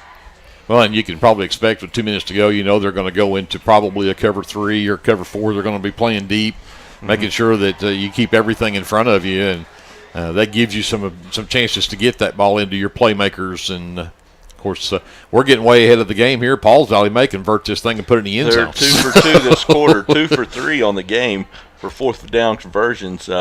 Leopards have yet to try a 4th down conversion, but Pauls Valley, this will be their 4th try tonight. So Chronister and Fabella are going to go right. Smith and Jaggers will go left. Humphrey in the shotgun. 4th and 10. Still looking over the middle of the field. And again, had a big hit from Ramming to knock the ball away from TK Jaggers, who had that one in his hands, and a great timed hit there from Brody Ramming. Yeah, and you could see him come open, and Brody just sat there and waited on that ball to hit him and then made a legal hit, a clean hit. But it was definitely a solid, good hit on the wide receiver right there and knocked the ball loose.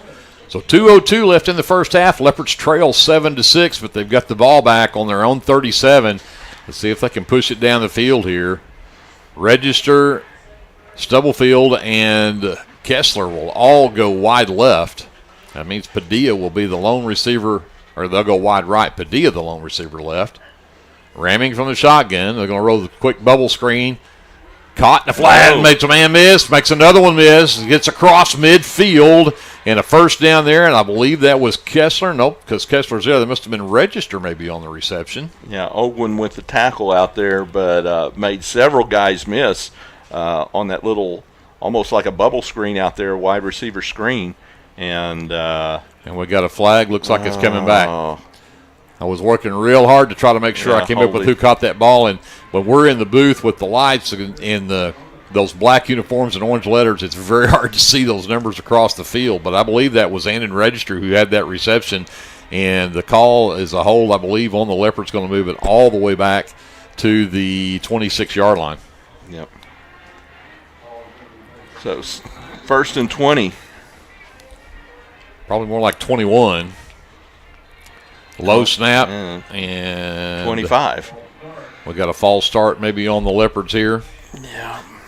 So the Leopards going the wrong direction here. Had it 1st and 10 at the 37, and now 2 straight penalties have backed them up to the 21-yard line. And so now we're going to call it 1st and 26. They got to get all the way to the 47-yard line. See what the referee is talking to the Pauls Valley sideline about. Yeah, I'm not real sure what Coach Fraper might be discussing here. The Leopards now with 1st and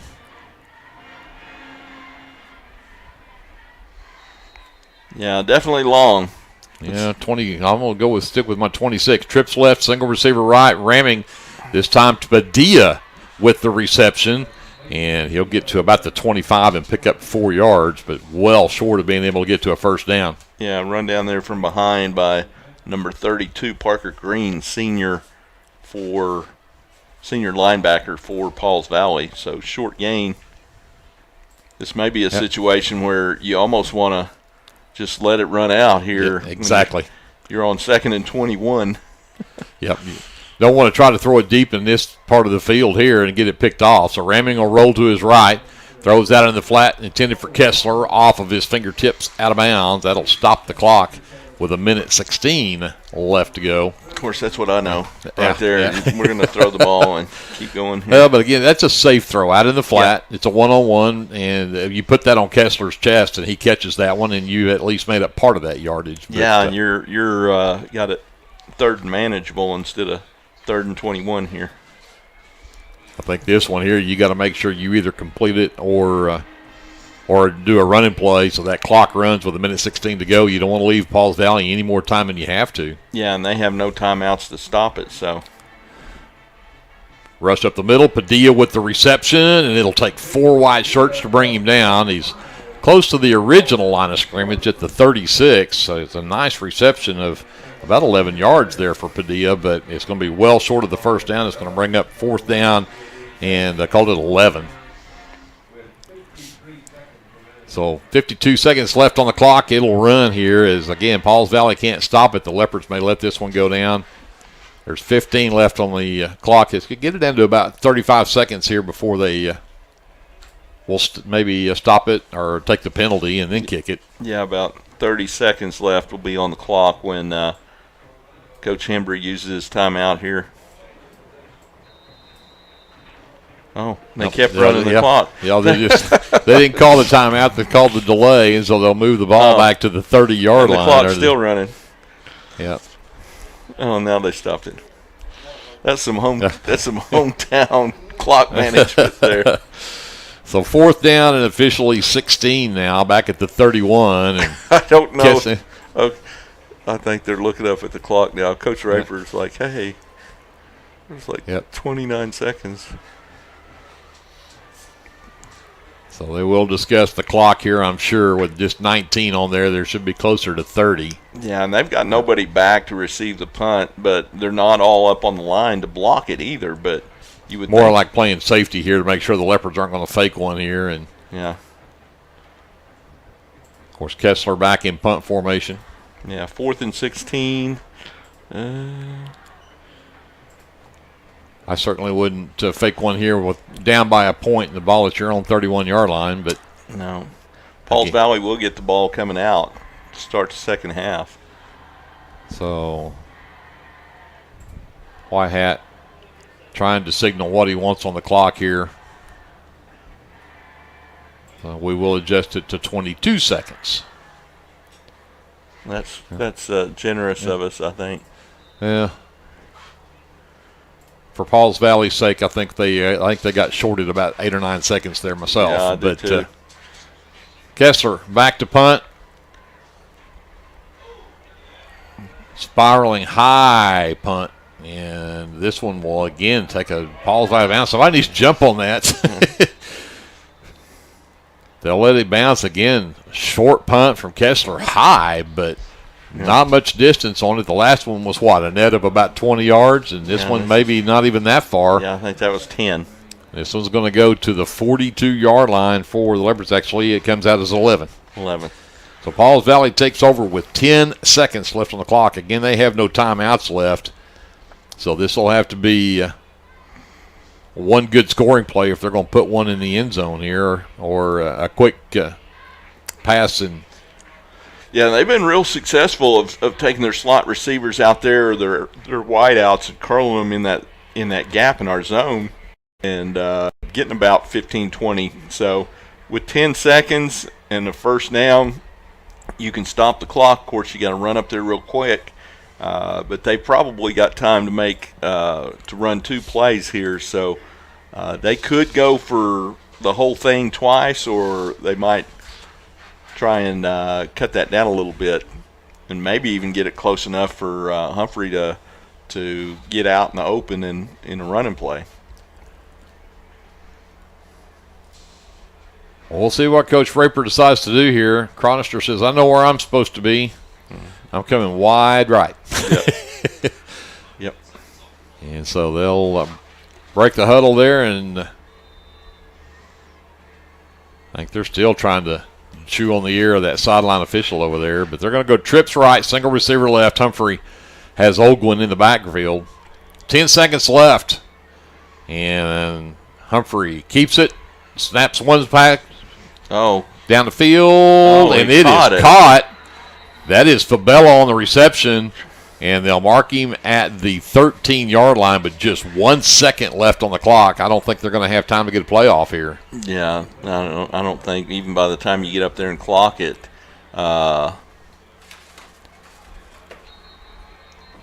And whistles.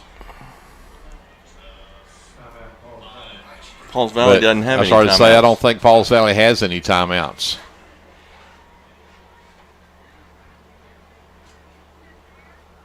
Well, the scoreboard didn't show any, and I counted 3 of their timeouts.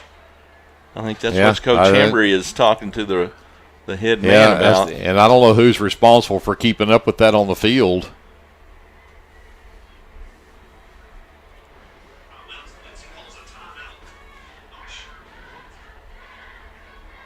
So they signal the timeout called by Pauls Valley. Now they're showing Lindsay with 0 timeouts up there. Lindsay had 2. Well, this is not good. I agree. That was a 29-yard reception by Fabella, by the way. And they're actually going to line up for a field goal to try here for Juan Pablo Amaya. Well within his range. And, again, that was the danger of that pass is with the timeout called, that gives them time to set up and do this. I'm not sure I understand that timeout situation right there. Yeah. There's a good snap, good hold. That kick is up, and it looks good from here. Yep. And it's not. They're going to wave it off. Wow. So the field goal no good, and the Leopards will trail by 1 as they head to the locker room. 7-6, Pauls Valley Panthers with the lead. And just making sure that Pauls Valley was a little slow to actually get off the field there. So we're going to yeah, I think their coaches are all signaling it was good. It was good. Why wasn't that good? Yeah. So, like you said, I thought it from here it looked good. Yeah. We're going to send it back to JD running things over on the other side, and we'll come back and talk about some of the very officially unofficial stats from the first half, and talk about some of the area teams that are playing tonight and more coming up here at halftime. So don't go away. This is Leopard Live, presented by the First National Bank in Lindsay, right here on your sports leader, KBLP. S&H Tank Service is your choice for Lindsay-owned and operated vacuum truck service. S&H Tank Service's fleet is equipped with transports, bobtails, pump and kill trucks rated up to 10,000 PSI, plus hot oil units, rock trailers, frac tanks, mud and shell haul-off pits, and soil farming. As Lindsay High School graduates, S&H is proud to support Lindsay schools and all of their student activities. S&H Tank Service would like to wish the Leopards and Leopardettes the best of luck in everything they do. Give S&H a call anytime, 24/7 at 405-756-3121. That's 405-756-3121. And remember, your phone starts our trucks. That's S&H Tank Service of Lindsay. The Shopper News Note isn't just another paper. The Shopper News Note is a weekly publication that arrives in your mailbox every Wednesday for free. The Shopper offers free Shopper Topper advertisements as well as news notes and classifieds. And everyone at the Shopper wishes the Lindsay Leopards good luck this season. Go Leopards! Sooner Valve Repair in Lindsay would like to wish the Lindsay Leopards and Leopardettes all the best during this season. When need of a valve repair, come by Sooner Valve Repair at 106 Southwest 9th Street in Lindsay, Oklahoma, or call 405-756-1599. Good luck, Leopards, from Sooner Valve Repair in Lindsay. South Central Medical Center is a proud supporter of Lindsay Public Schools, and all of the staff and providers would like to wish the Lindsay Leopards the best of luck this football season. Go Leopards from everyone at South Central Medical Center. Tonight's broadcast of Lindsay Leopard football is brought to you by the Lindsay United Methodist Church at 114 West Chickasaw Street. You're invited to come by this Sunday with Sunday school at 9:45 and weekly worship service beginning at 10:55. You can also tune in here for the live radio broadcast every Sunday morning at 11. Keep up with events and activities at lindsayumc.com. Here's to a blessed Leopard football season from everyone at the Lindsay United Methodist Church. Rural Electric Cooperative is a proud member of the Lindsay community. REC is dedicated to providing dependable electric power to its customers and supports Lindsay High School in both academics and athletics with that same dedication. Good luck, Leopards, from everyone at REC in Lindsay. Do you have your Oklahoma medical marijuana card, or do you need your card? Rusty's can help you with that. We are your local vape shop and dispensary with more than 6 years of service as a modern smoke shop. Rusty's is located 1 block north of Cherokee Street at 204 Northwest 4th Street in Lindsay, and half a mile east of I-35 at 2401 West Grant Street in Pauls Valley. Get your stash at Rusty's. Are you caring for an aging parent or other loved one at home? It's important to know you're not alone. Hi, this is Connie Upton with Abiding Home Health. The people we serve have a variety of needs, of acute illnesses to individuals who require health care assistance to live independently at home. Our goal is to make a difference in the short and long-term care of each patient. For more information, visit us online at abidinghomehealth.com. Abiding Home Health, creating personal, positive changes and transformations. If you're looking for some good barbecue, the Meat Locker Barbecue right here in Lindsay, Oklahoma is the place to go. Everyone at the Meat Locker would like to wish the coaches, players, the band, and the cheerleaders good luck this football season. Go Leopards! Get your game day, or any day, off to a great start with Hot Mess Coffee at 213 South Main in Lindsay. Hot Mess Coffee Co. offers coffees, lattes, teas, and other tasty beverages, plus great food, too. Good luck to the Lindsay Leopards from Hot Mess Coffee Co. and Java House Realty at 213 South Main in Lindsay. Boris Motorsports in Chickasha, Oklahoma would like to wish the Lindsay Leopards the best of luck this football season. If you find yourself in Chickasha, Oklahoma, stop by Legends Pub House and Venue for lunch or supper. Legends also brings you some of the best concerts around. Everyone at Legends would like to wish the Lindsay Leopards good luck this football season. Go Leopards! Come on down to Main Street to Sharon's Beauty Salon and let Courtney freshen up your look. Services include haircuts, hair coloring, perms, formal styling, waxing, and more. Call 405-756-6988 for your appointment, and good luck to the Leopards this football season. This is Jared Thomas from the American Exchange Bank here in Lindsay. We at the American Exchange Bank have one goal, and that is to be a great hometown community bank that offers great customer service, a friendly face, and multiple loan products to meet your short and long-term financial goals. Come by and visit us at 402 South Main at www.aebank.us or now on your phone using our new mobile feature. Member FDIC and Equal Housing Lender. Hey Lindsay community, my name is Christian Torres and I am the minister for the Lindsay Church of Christ. I would like to invite you to join us for worship Sundays at 10:45 a.m. and for Bible class Wednesdays at 7 p.m. Our address is 1205 West Cherokee Street. The Lindsay Church of Christ is a group of imperfect people who love God, His Word, and each other. And we love this community so much, and we pray that all the students and teachers have a great school year. Come and join us at the Lindsay Church of Christ.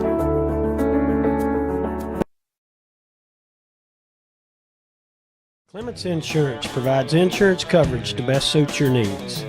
We offer auto, home, farm, life, and business policies. Come by 109 West Chickasaw or call 405-756-2253. Clements Insurance is carrying on the tradition to satisfy you. So come see me, Keith, or Beth. Go Lindsay.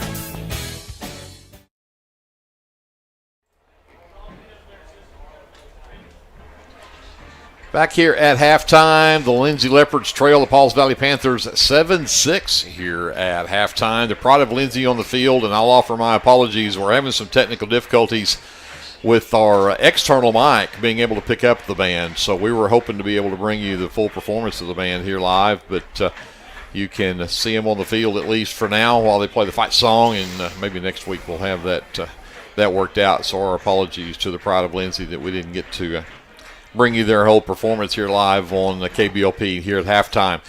Greg Peary and Glenn Shoemake here. We've also got J.D. Scruggs and Andrew Lyon on the behind the scenes, I guess is the way you put that, producing our show for us. Of course, Brianna Miller back at our studios, Paige Sutherland as well, and Kevin Scruggs even. I guess we got to throw him in there too. You know, he's a big part of what we do. He's a big part of it. So, but talk a little bit here at halftime of some of our officially unofficial halftime stats. And the Leopard offense just never able to get anything on track. Of course, you got to give credit to that Pauls Valley defense for that. But the Leopard offense rolls up very little numbers-wise, even though they only trail by the one score. It's basically because they got that short field to work with when Ty Ferguson took it in with the 7:06 to go in the first half. Just had that 1-yard touchdown run, and made it 6-0 for the Leopards. But a couple of interceptions. A couple of turnovers, rather, in the game. The interception by Bentley Kessler, and also the turnover on downs from Pauls Valley when the Leopards forced them on a 4th down to turn that one over. But Pauls Valley marched the ball from the Leopard 41 after a very short punt from Kessler and scored with 5:40 left to go here in the first half to make it 7-6, the extra point from Juan Pablo Amaya, and again, that's where we get with the 7-6 score. For the Lindsay Leopards and Pauls Valley, let's talk about the Panthers first, as they rolled up 159 yards of offense here in this first half, 64 of that on the ground. 15 carries and 61 yards leads the way is Justin Humphrey, of course, from his quarterback spot. He's got that 2-yard touchdown run for Pauls Valley, the lone touchdown there. But Humphrey passing is 7 of 14 for 95 yards in this first half. 4 catches, 54 yards for Jorge Fabella to lead the way receiving. 1 catch and 31 yards out there for Mason Smith as well. But again, 95 through the air, 64 on the ground, 159 total yards there in the first half for the Pauls Valley Panthers. For the Lindsay Leopards, and conversely, 48 yards of offense, and 21 on the ground, 27 through the air. Of course, leading the way, Jacob Vaughn's got 2 carries for 10 yards. I said when you've got your leading rusher's only got 2 carries and 10 yards, that kind of defines how this first half looked for the Leopards. And again, through the air, Seth Padilla's got 15 yards on 2 catches, but Ramming has not had a good half passing the ball. He's just 3 of 9 for 27 yards. Again, he does not have any interceptions. The 1 interception from Pauls Valley, but the Leopard offense, they had a short field to work with and were able to capitalize on that early in that first quarter. But outside of that, they have not had any offense really to speak of, and Pauls Valley's pretty much had their number, and the Leopards are going to have to correct that here in the second half. Well, let's send it over to Glenn. Glenn's been keeping track of our 3rd and 4th down conversions, and, of course, our defensive stats as well. Let's see what he's got for us from the first half. Yeah, and if you look at the defensive stats, if you look at tackles, you can tell Lindsay's got a ton of tackles, which kind of indicates that Pauls Valley's run a whole lot more plays than Lindsay has. And Pauls Valley's going to start the second half with the ball, and so they're going to have to figure out how to keep them from converting on these 3rd and 4th downs. They're only 3 for 8 on 3rd down conversions, and but they're 2 for 4 on 4th down conversions. And Lindsay's 2 for 6 on 3rd down conversions. Both teams have 4 first downs, so we're going to have to get a little more offense going. They've done a lot better job of marching the ball down the field against us and converting on those 3rd and 4th downs, and we've got to find a way to get that stopped. Yeah, I think you hit on the head, though. When you look at the number of plays run, the Leopards have basically run 3 pass resets, so 9 total pass plays, 8 total rushing plays. So you've run 17 compared to 7, and now that's 20. Well, that's 7 of 14. So that's 33 plays the numbers don't lie. The numbers don't lie. It's the Leopards are going to have to find some offense here in the second half. I think the defense has done a decent job of stopping Pauls Valley when they need to. Yeah. They've come up big plays on third down and fourth down to stop Pauls Valley, but this offense is going to have to get on track here in the second half if they're going to come back and take care of this team. And, of course, the Leopards have got to find a way to stop number 5. There's no question that if you stop number 5, you force somebody else to try to pick up the slack, and until you stop him, he's going to continue to do what he does. Yeah, they've had some guys kind of breaking free in the open and getting some chunk yardage, and Andon Registers actually our leading tackle at the safety position, and he's got 7 tackles, and that's never good when that's the case. Leading the way for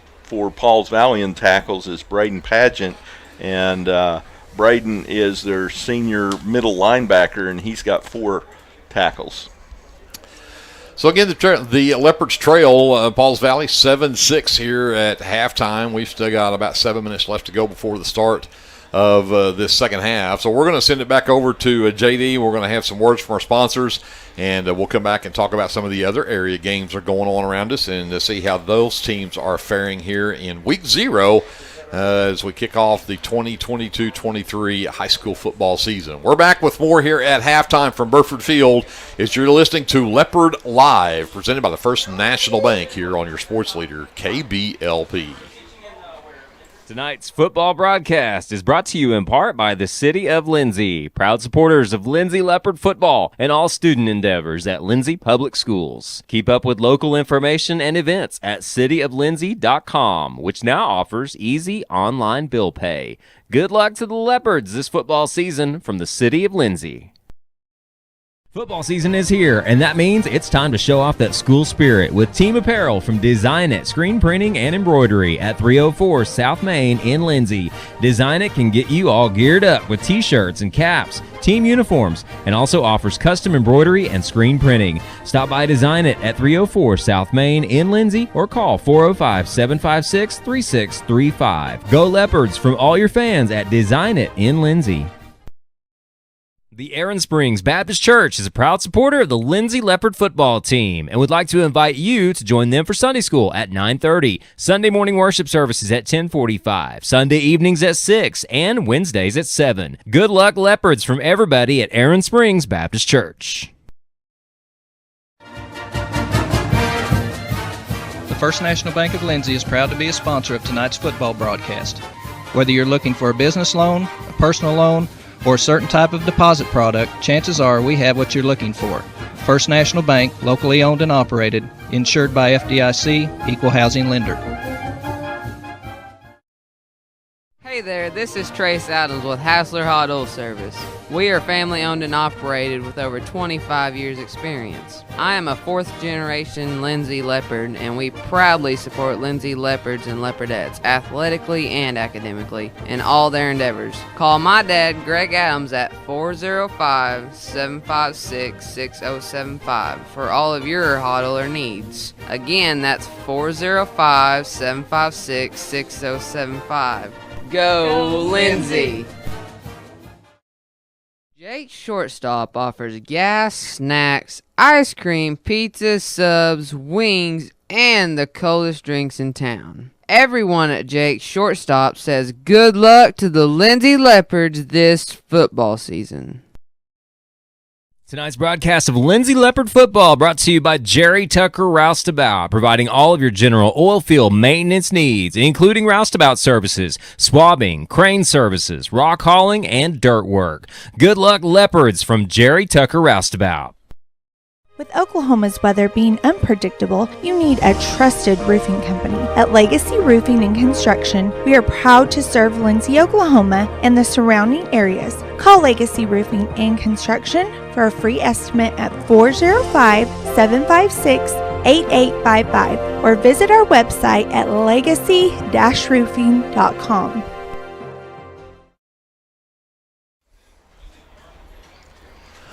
Welcome back to Burford Field. It is halftime here in Lindsay, and the Pauls Valley Panthers have a 7-6 lead over the Lindsay Leopards. And talk about some of the area teams that are playing tonight here in Week 0 of the football season. as we get underway tonight. And let's start with the Lexington Bridge Creek game. Lexington hosting Bridge Creek tonight.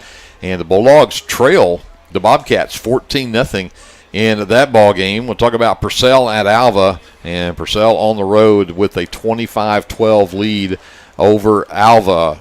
The Washington Warriors, preseason picked number 1 in, according to the Oklahoman anyway, in Class 2A. And they lead Vian as they're on the road at Vian, 33-6 the score. Here looks like probably halftime. Minko Dibble, that's a good game. Minko on the road at Dibble, and the Demons trail the Minko Bulldogs 13-12. That game probably also at halftime. Elmore City Purnell hosting the OKC Patriots, and the Patriots have a 5-point lead at 21-16. And then Maysville is hosting Bray Doyle tonight. Maysville up 38-0 in that ball game. A couple other scores you might be interested in. The Tuttle Tigers and the Cash 20-7. Tuttle with the lead in that ball game, and El Reno and Chickasha, and El Reno with a 14-7 lead over the Fighting Chicks in that one. So there are some of your area teams and some of the scores. We'll try to maybe see if we can catch some of the final scores on those as we get closer to the end of the night. But Glenn, again, we've kind of talked about how this first half went for the Lindsay Leopards offensively and maybe even more a little defensively. But what do you think? What do you think adjustments you might see from the offense here in this second half that the Leopards need to try to do? I think the offensive coordinator is Joe Foster, if I remember right. So what do you think Joe Kyle's thinking here he needs to do in the second half? Well, I think we've kind of got away from what our strength is. I mean, we're a running football team, and Jacob Vaughn had a super year last year. Ty Ferguson is really good back there as well. And I think we kind of got away from the run a little bit and kind of got a little pass happy. Not sure what the thinking was there, but I think you probably go in at halftime and kind of reevaluate. Maybe you're trying to catch them off guard, but you got to do what you do well. And last year we did a great job of running the football with Vaughn and Ferguson, and I think maybe we go back to that, get some stops on defense. You're not in a situation where you've got to go out there and spray it all over the field right now. So 1-point game, plenty of time. You got a whole half, obviously.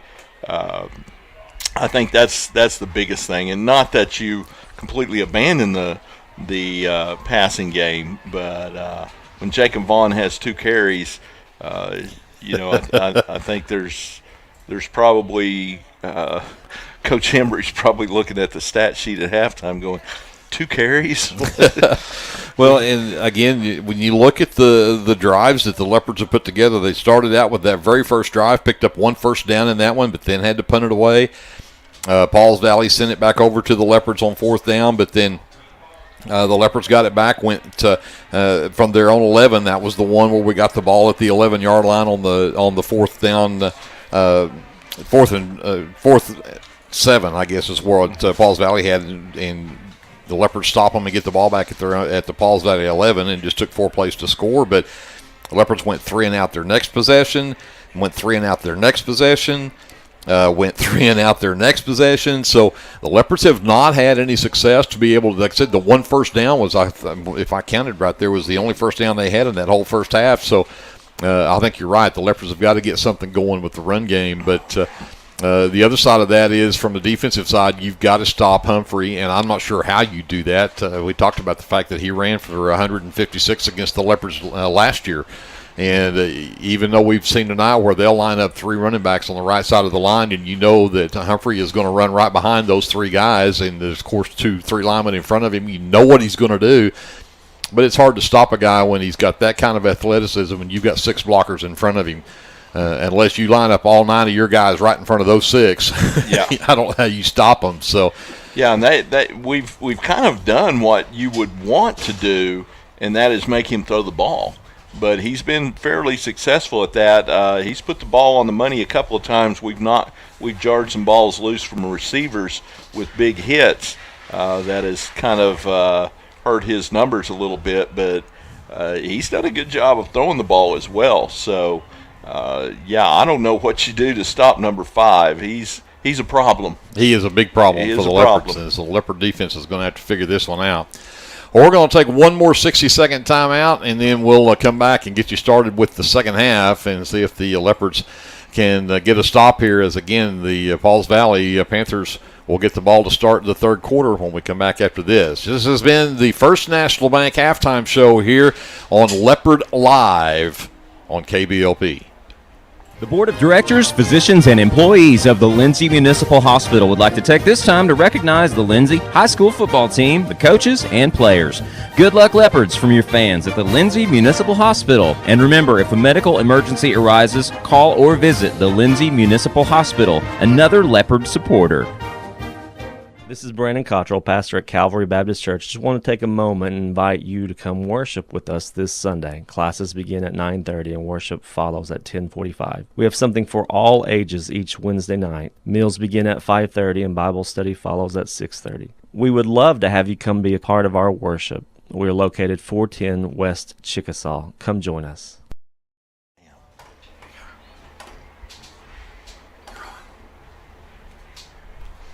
Back here as we get ready to start this third quarter. 7-6 Pauls Valley up by 1, and Pauls Valley will get the ball to start this third quarter.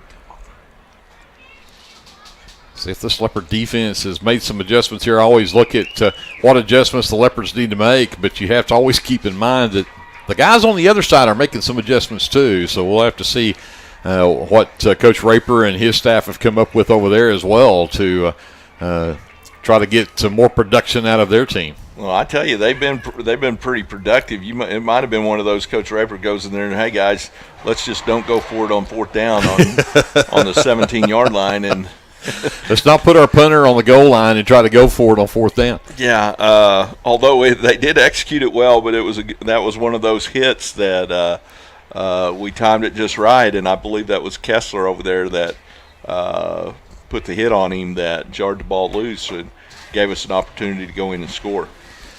So TK Jaggers and Tremail Johnson are back deep for the Panthers to receive this kick from the Leopards. And this is an interesting setup where they've got guys out wide now, kind of where people usually where we've been kicking off to. So protecting that sideline over there.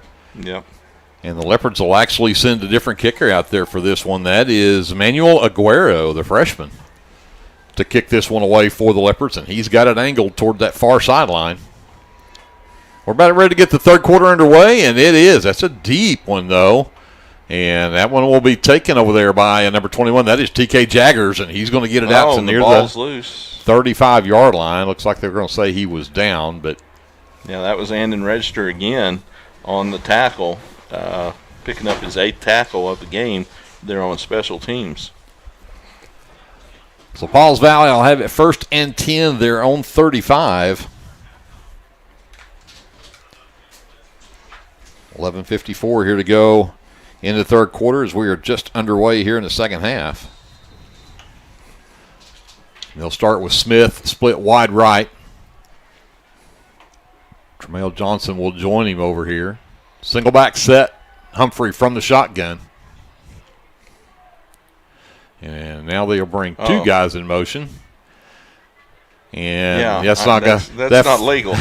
I was fixing to say, when are they going to? I guess if they burned a timeout, they could have stopped that one. But that'll be an illegal procedure there with two guys in motion at the same time. That's not going to fly. Yeah, guy from the left started right, and a guy from the right started left. So it's a wonder they didn't run into each other. And I don't have a number 36 on my roster for Pauls Valley. So for our Pauls Valley fans who might be watching or listening in, we've got a wide receiver out there wearing number 36, but I don't have that on my roster that was given to us by the Pauls Valley staff. So we'll have to just claim ignorance there. But Pauls Valley moves the ball back to the 30-yard line, 2nd down and 15. Humphrey back to pass, flags fly again. Yep. And this pass is caught, immediately dropped. Mason Smith on the reception, and they'll mark him about the 33-yard line. But again, there were flags at the snap, and we'll see if this was a offsides because they didn't stop the play like they would on a false start. So we'll see what the call is here. Yeah, Jacob Vaughn on the tackle, but it looks like it is going to be an offside. Oh, sideline warning. Sideline warning on us. On the Leopards. Yep. They do mark it out at the 34-yard line. They're looking over there at Tom Inman. Tom's shaking his head. I think, he's moving those. He's moving the players back. Yeah. So that was just a sideline warning, no penalty. So that'll bring up a 2nd and 11. 2nd and 11. Ball out at the 34-yard line, again on the 4-yard reception from Mason Smith. Weatherford in the backfield along with Ogwin. 2 receivers right, 1 left. Humphrey from the shotgun. Fakes the handoff, keeps it himself up the middle. Got moves, got room. He's got to the outside, and he's got wheels. Somebody better catch him, and they'll run him out of bounds over there. Yeah, that's number 20, and in register again. But again, that play action, and he calls his own number up the middle, and he got all the way down to the Leopard 42-yard line. Yeah, and like we said, he's very talented and very fast, and we're going to have to put a hat on that boy. He's got 85 yards on the ground now in the ball game. 1st and 10, the Lindsay 42-yard line. Ogwin in the backfield along with Weatherford. They'll send 2 receivers right, 1 left. From the shotgun, Humphrey. Again, play action. Again, keeps it himself. Bounces it out to the left. And be caught from behind. But not till he picks up about 4. He'll get down to the 38-yard line. Yeah, and that was, let's see here.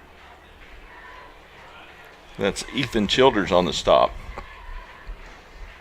We're going to have to ask them to outline those numbers in white or something. So they're going to bring Jaggers in. He'll split to the right along with Fabella and our mystery 36. Cronister's going to line up as a tight end left. And Ogwin will be in the backfield with Humphrey. 10:25 left to go here in the third quarter. Still 7-6. Pauls Valley up by 1. And we've got they jumped. False start on Pauls Valley. That will back them up. I didn't talk about penalties in the first half. They called the timeout first. Yeah. Okay. We'll keep it here for this. I didn't talk about penalties in that first half, but Pauls Valley had 4 penalties for 30 yards in that first half. The Leopards with 3 for 20.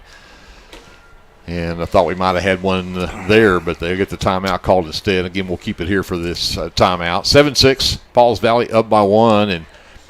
And what do you say? We talked that whole halftime about you got to stop number 5, and I don't know how you stop number 5. He's got now 85. That makes 89 yards on the ground in the ball game already on 17 carries. Yeah, and I tell you what I'm impressed with is he's obviously quick and athletic, but he really uses his blocks well and has good vision, and that's kind of something that it's hard to teach. But I've seen him cut off blocks just every play where he kind of waits back there, lets it develop, and then goes and hits that hole. So again, they'll go trips right, tight end left, single back for Humphreys. He'll bring Jaggers in motion, hand it to him on the jet sweep going left, and he's got room around that edge and gets run out of bounds at the Pauls Valley bench. But again, picks up good positive yardage as he'll get inside the Leopard 35, or are they going to mark him on the 35? So he picks up 3 on that. A lot of running there to pick up 3 yards. Yeah, and Bentley Kessler did a good job coming up from that corner position and knocking him out of bounds before he got any more. So we've got a 3rd down conversion. Let's see if we can, because they're pretty much in 4th down territory, but they're in that bunch set, so you know what they're going to do. 3rd down and 3. High snap, but this time they're going to hand it off, and stacked up, it's going to be close. That was Rain Major on the carry as they flipped it to him this time, and he cut it back inside on the trap. And yeah, and that was they're marking it that he's short. This is going to be 4th and inches. Yeah. So here we go. They're 2 for 4 on 4th down conversions. Let's see if we can get some penetration right here. That was Owen Symington on the stop that forces 4th down. And this time Humphrey will keep it. Had a chance at him in the backfield, and they missed him, and he gets it across They'll actually mark him at the 30-yard line. He'll pick up 3 and a first down. Yeah, Brody Ramming there on the stop, but had a couple of shots at him there in the backfield, just couldn't square him up, and he fell forward for the first down.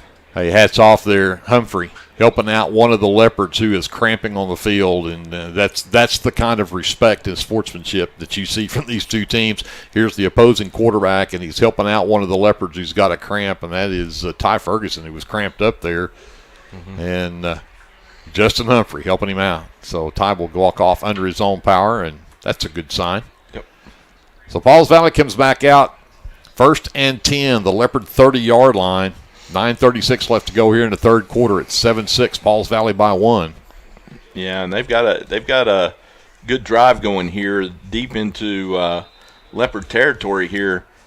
We got to see if we can put the brakes on. So Fabella is split wide right. 2 backs in the backfield. Humphrey from the shotgun. He's going to roll to the right. It's got blockers out front. Cuts it up inside, spins out of one tackle, breaks another, gets a block around the other end, again making moves, and he's all the way inside the 15. Like you said, he is so good at setting those guys up and following those blocks, and that one was one that he just did a simple jet sweep to the right. They cut it back inside and got all the way down to the Leopard 14-yard line and picked up 16 yards. Yeah, and that's the second time they've run that formation where they put 2 lead blockers on one side of Humphreys and run that way, and he's gotten good yardage both times. And now there's same formation but the other side. Let's see if he runs left.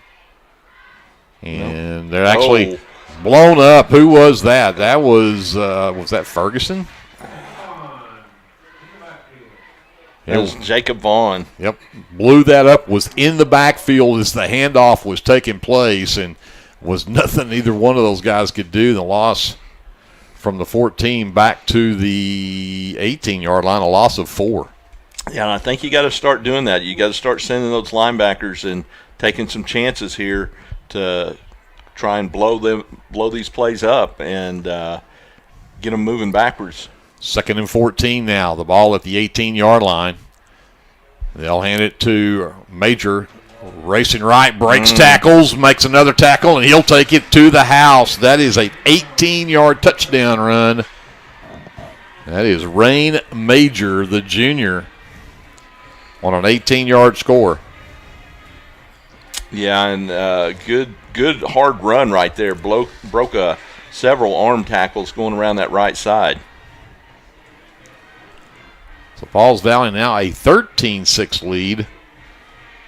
And an extra point try still to come from Juan Pablo Amaya.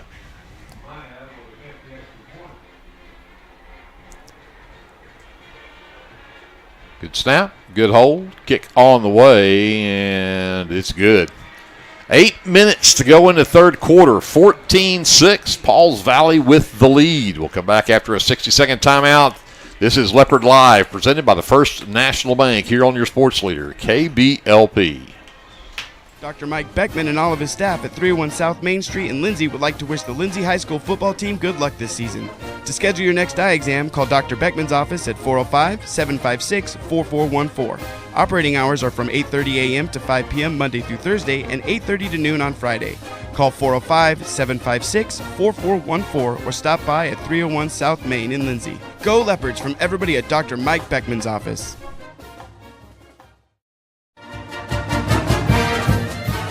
The First National Bank of Lindsay is proud to be a sponsor of tonight's football broadcast. Whether you're looking for a business loan, a personal loan, or a certain type of deposit product, chances are we have what you're looking for. First National Bank, locally owned and operated, insured by FDIC, equal housing lender. Hey, it's Friday. Game day from Mr. J. Good luck, Leopards.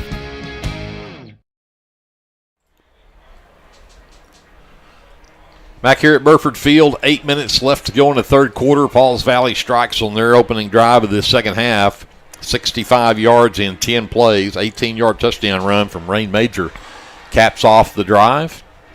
Amaya's extra point makes it an 8-point lead for the Panthers. Amaya, along with Barahona. This time Amaya does the duties. It's a short kick, and it'll be taken by the up back. That is the number 10 for the Leopards, and that is Ryan Horton. Returns that one, and he'll get it out near the 35-yard line for the Leopards. So the Leopard offense needs to get untracked here if you're a Leopard fan. Yeah, absolutely. And, again, we're still only one score down.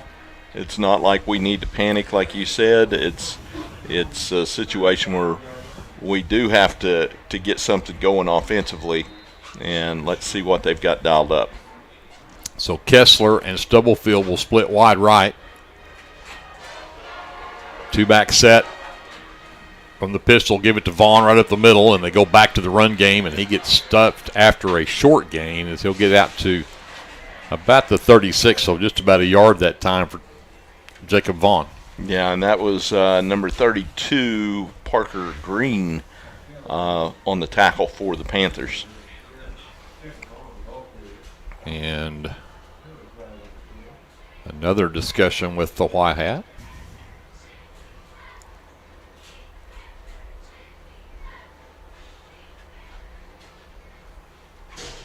And we're going to get offsetting unsportsmanlikes again against both teams.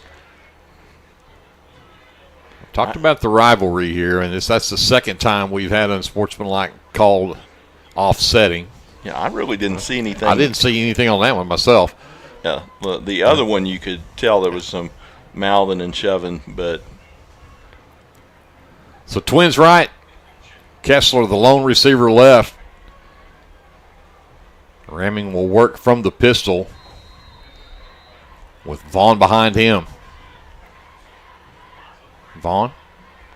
Fake to him. Yeah. Ramming right outside. He's got room. He's at the 50, the 45, and finally dropped inside the 45, about the 43 in Pauls Valley territory. That is by far the best run, the best play the Leopards have had all night. Yeah, absolutely. And faked the handoff to Vaughn and had blockers out in front of him and did a good job of juking one player and then got brought down there by number 21. That is TK Jaggers, the defensive back for Pauls Valley. Kessler to the lone receiver right. Twins left. Again, Vaughn. The lone setback. Give it to him this time. He'll break it to the right, but a great tackle in there. Number 32 brought him down. That is Parker Green. As Vaughn just about broke that one out there, and Green made sure he didn't get there. It'll be a very short game, really, probably no gain on the play there for Vaughn. Yeah, defensive end over there did a good job of getting down at the feet and tripping up Jacob before he could get around that corner. So again, Twins left, single receiver right, ramming from the shotgun. They'll throw it out here in the flat. Caught by Stubblefield, gets to the 40, the 35, still pushing inside the 30, and he still is not down. It took half that secondary to bring down Bryce Stubblefield. What a play. And gives the Leopards a first down, and again, flags fly at the end of the play, and we may expect some more unsportsmanlikes coming here. Yeah, it took a host of people to bring him down, and the crowd really responded well. But let's see what that penalty is. That could be – it happened after the play, so the first down is going to stand for the Leopards. That's their second on this drive. So the play ended up at the 28-yard line, so that's a 15-yard reception in there for Stubblefield. Let's see what the play call here is on the penalty, as he will come out and visit with the white hat. We have a dead ball. Personal foul on Pauls Valley, so that adds a 15 yards to the end of that run. And so now you go from the 28, if I've got it marked right. It'll they be should half take the distance, so 14. Yeah, they'll put it down at the 14-yard line. Yep. So the Leopards did a good job of not retaliating there, which would have been very easy to do. Yep. So they get another first down by penalty. So 1st and 10. At the Pauls Valley 14-yard line. Ramming's got bunch receivers, trips to the right. Vaughn behind him. Tight end left. Ramming from the pistol. Bad snap. Picked it up. Got it to Vaughn, but Nothing good there. And, again, you've got that great play to get you down to the 14, and then a bad snap ends up costing you about 3 yards there. Yeah, Tanner Perry in there for the Panthers. Loss of 3 on that play from the bad snap, but Jacob just picked it up and tried to do what he could, but they were already in the backfield. So you block those guys out, and when you block them out, they can go upfield. Again, they'll go trips right. Vaughn, they'll go do the bubble screen out here for the wide receiver. Got it to Kessler. Kessler's got moves. Hit the 10-5 touchdown. Lindsay Leopards, a 17-yard touchdown reception. Brody ramming to Bentley Kessler. And that's what we needed. That's gets us back, gets us a lot of confidence, I think, on that offensive side. Much better for the Leopards there. Again, finally got some offense going, and again, you'll expect the 2-point conversion here to try to tie this one up now. Yeah. So they'll stay with the bunch receivers, trips to the right. Seth Padilla, the lone receiver, left. Vaughn in the backfield as ramming will work from the shotgun for the 2-point conversion. Another low snap, but he picks it up, looking for the end zone. Throws it up for grabs, and it'll be picked off and intercepted in the end zone. There's a flag over here. Yeah. Let's see what the flag is.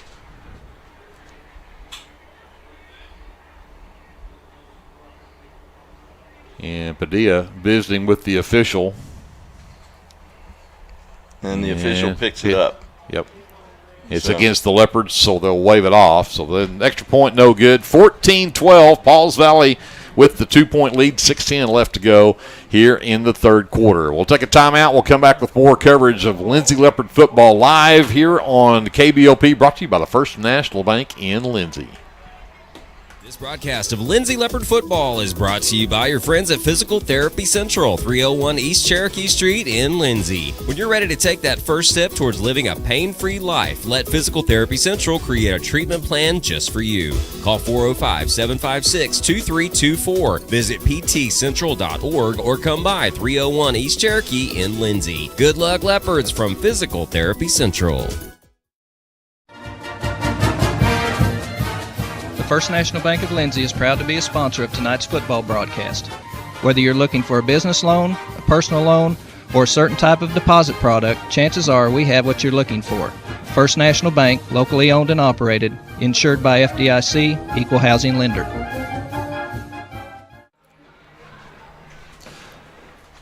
(14-12) Pauls Valley as the Leopards score, pull it back within 2. And again, we've got Manuel Aguero, the freshman, out to kick this one away for the Leopards. Nice deep kick, and Jaggers takes it at the 15 to the 20, the 25, and he'll be swarmed there. So Pauls Valley will take over with their second drive. Yeah, I'm trying to get the number. That was number 32, Dutton Taylor, freshman in there on that tackle. And they will mark him right at the 25-yard line. So Pauls Valley first and 10, they're on 25. 6:05 left to go here in the third quarter, and both teams have had a possession here, and both have managed to put it in the end zone. Now let's see if the defenses can start to bow up here a little bit. Pauls Valley comes out with one single wide receiver wide right. I believe that is Smith. They're going to line up with those 3 backs in the backfield. Humphrey. The snap, the Leopards this time have his number. He gets a short carry that time, maybe out to about the 27. Yeah, and that looks like number 26 or 28. That's Shane Jones, defensive end on that end with the tackle. So give him 2 on the play. That'll bring up a second down and 8. The ball at the 27 of Pauls Valley. If we can hold him to 2 every run, it's going to be great. I'll take that. I'm going to run out of places to write how many carries he's got. That's his 20th carry of the game. Yeah. Now they'll go trips left, tight end right, single back set for Humphrey from the shotgun. The snap rolls to his right. Has one blocker out front. The Leopards string him out, and he cuts it back inside. And, again, Humphrey just making things happen with that talent and that vision, and he still picks up good yardage out of that, even though it will bring up a third down. It's third and manageable. Yeah, and that was Andon Register with his 10th tackle on the night. Picked up 6 on the play. It's 3rd down and 2.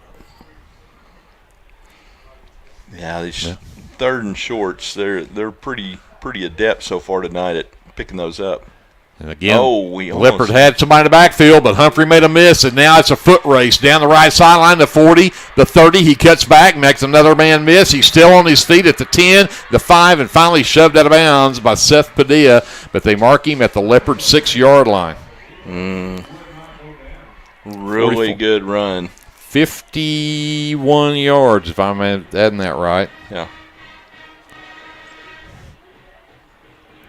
Well, kind of like you said, he's a problem. Yeah, big-time problem. Yep. Sets the Panthers up at 1st and goal at the Leopard 6 on a 3rd and 2 from their own 33. And they're going to line up in that same formation. Now Weatherford comes right back, Humphrey, and we've got flags. Delay game. Yep, didn't get it off in time, so we'll get the delay. That'll back them up to the 11. So don't really, I think, change anything for Pauls Valley. They bring up a 1st and goal from the 11. But now they will come out of that bunch full house backfield, and they'll go more to their wide receivers. Nathan Smith wide right or wide left. Number 36 was going to split wide right. Cronister is the tight end right. Weatherford in the backfield for Humphrey.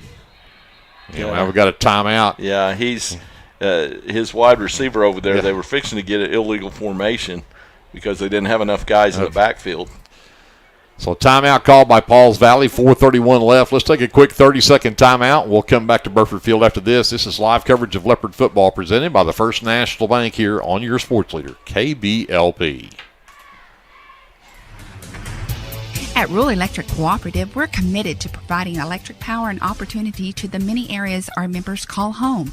That includes supporting youth programs that teach life skills and build character. With REC, you're more than a customer, you're a member owner. And that's why we're always working hard to provide you with the most dependable electric power possible. As a Touchstone Energy Cooperative, REC is dedicated to providing the best service possible and supporting the communities in our service area. 4:31 left to go here in the third. Pauls Valley with a 2-point lead at 14-12, but they are knocking on the door. They've got a 1st and goal at the Leopard 11 after that 5-yard penalty. Backed them up, just their second penalty of this second half. Now they'll go with the 2-back backfield. Humphrey back to pass, looking for the slant. Oh, great play. Knocked away back there was that Bentley Kessler on the defense. Yeah, I thought he was going to cut it and pick it right there. But really good timing, gets his hand in there, knocks it away. And that's what you want to. What I want to see. I want to see him throwing the ball, although he's been pretty adept at it tonight. But I'd much rather see him doing that than running it. We haven't been able to stop him running it for sure. Yeah. So now Cronister and Fabella are going to split left. Smith is going to come to the right. Major is in the backfield along with Humphrey. He'll move over to Humphrey's right. Weatherford in the slot left. Humphrey calls for it and gives it to Major on the left side. Huge hole, and Rain Major takes it to the house. 11-yard touchdown run by Rain Major. And Pauls Valley takes a 20-12 lead with the extra point still to come. Yeah, and I think that's just a case where you don't respect those other guys running the ball. They've run it so little tonight. Yeah, I started to say you just expect that Humphrey's going to do the load, and everybody keys on Humphrey, and he hands it to Major, and Major takes it right up the middle of the field. Nobody even touched him. Yep.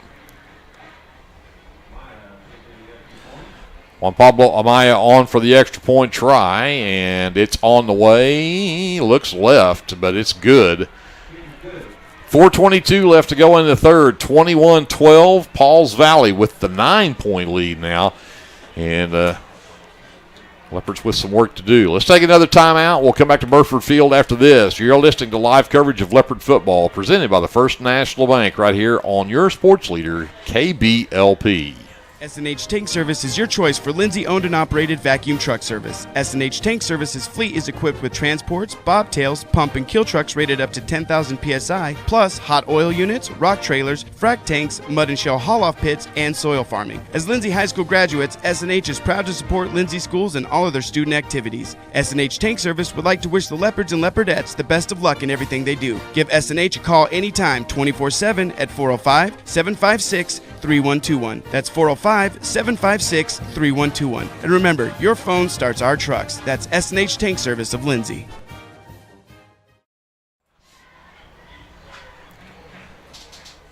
.422 left to go here in the third quarter, 21-12. Pauls Valley has opened up a 9-point lead. They've had the ball twice, scored both times.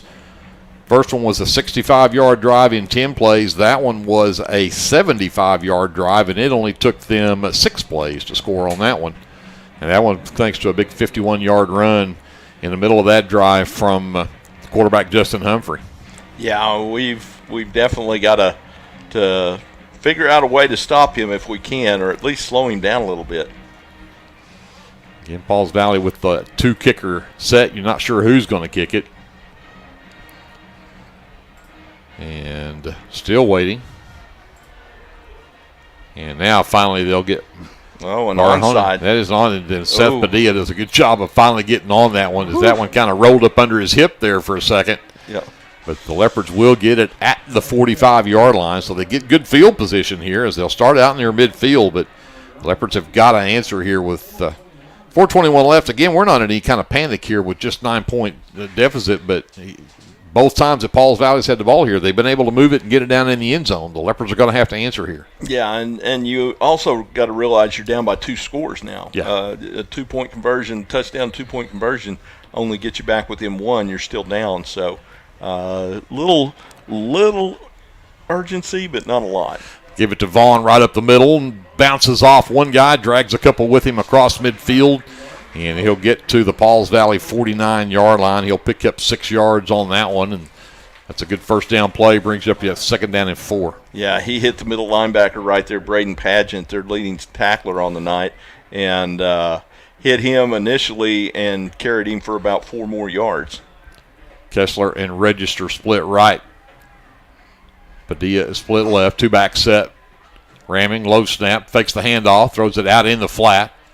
Caught there by Register, and he'll push and still has the whole team before they ever get him down and see where they mark his forward progress here. Maybe just a couple on the play.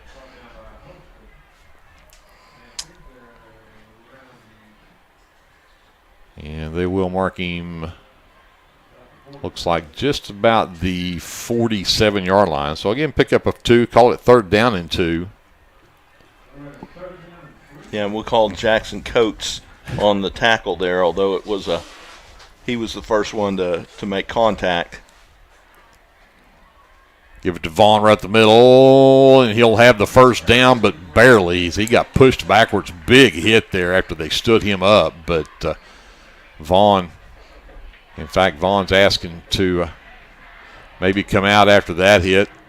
Yeah, again, that was Pageant, the linebacker, and Pageant's kind of buckled over, bent over too. I think both of them felt the effects of that one.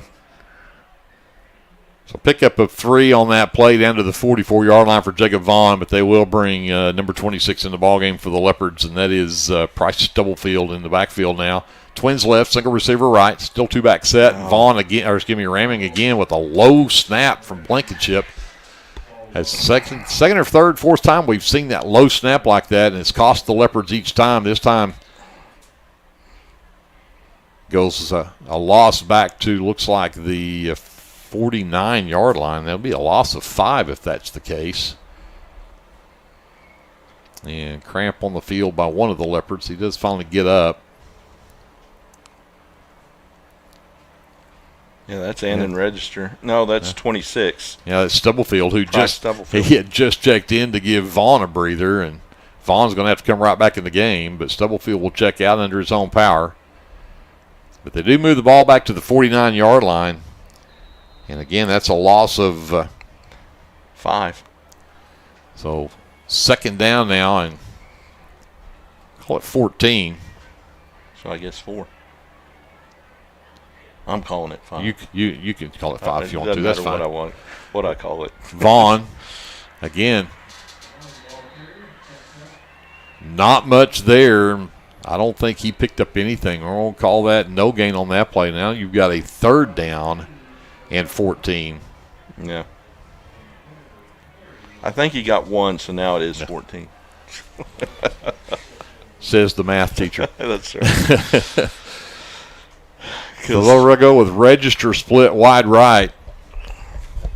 They'll bring Ryan Horton in. He'll be in the slot left, out wide left with Padilla. Vaughn, the lone setback, ramming, facing a 3rd down and 14. Back to pass, pressure, throws that in the flat, and again throws it short, intended for Kessler out there.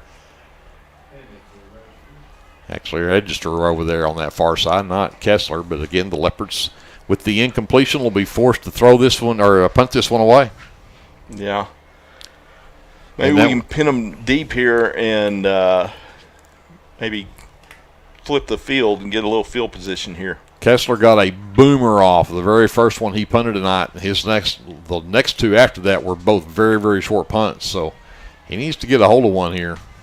Yeah, they've got nobody back. Yep, nobody back deep.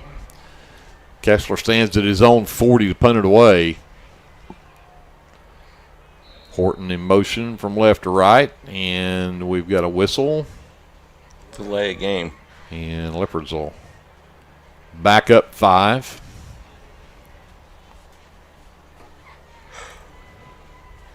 So now from their own 44-yard line. Anywhere else I would have said, oh, the punter just needed more room. Right. I don't think that was the intention. No, I think we just lost track of time. Just lost track of time there.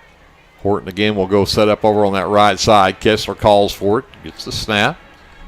Another high wobble kick, does not go very far. It's going to go out of bounds on that Panther sideline. Let's see where they actually mark it.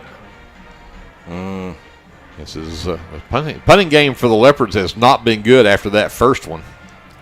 And it looks like they're going to mark it out of bounds right around the 42-yard line of Pauls Valley. So that is a net of 7 yards on the punt, I think.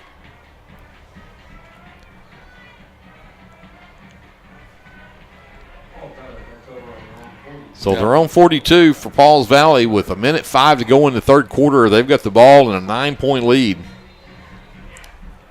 And Justin Humphrey. Single back set, single receiver left, twins right. Now Ogwin will move over to the right side of Humphrey. And Humphrey with the reverse. It's dropped by Jagger in the backfield. It's still loose. And I'm not sure. They're going to say Pauls Valley got back on top of it. The white hat right there watching it. But Leopards had a chance right there as Jaggers dropped the ball. And they don't get it, but they do at least create a negative play out of that. The loss will go from the 42 all the way back to the 33-yard line. Yeah, Aiden Ramage in there trying to do his best to get it. He got it, and then it squirted out, and then they got it, and he tried to get it, and but it was a big loss for Pauls Valley on the play, so definitely positive for the Leopards. Loss of 9, 2nd down and 19 now. 2-back set, Humphrey gives it off to Weatherford around that left side, and again, the Leopards. Oh, ball came loose.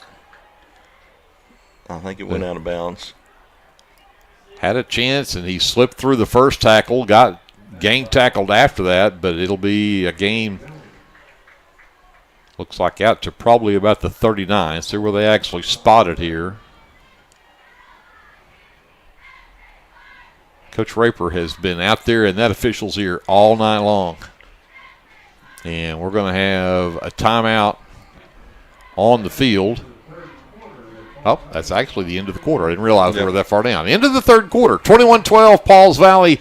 So we'll flip into the field and come back after this. This is live coverage of Leopard football presented by the First National Bank here on your sports leader, KBLP. The Shopper News Note isn't just another paper. The Shopper News Note is a weekly publication that arrives in your mailbox every Wednesday for free. The Shopper offers free Shopper Topper advertisements as well as news notes and classifieds. And everyone at the Shopper wishes the Lindsay Leopards good luck this season. Go Leopards! Sooner Valve Repair in Lindsay would like to wish the Lindsay Leopards and Leopardettes all the best during this season. When in need of a valve repair, come by Sooner Valve Repair at 106 Southwest 9th Street in Lindsay, Oklahoma, or call 405-756-1599. Good luck, Leopards, from Sooner Valve Repair in Lindsay.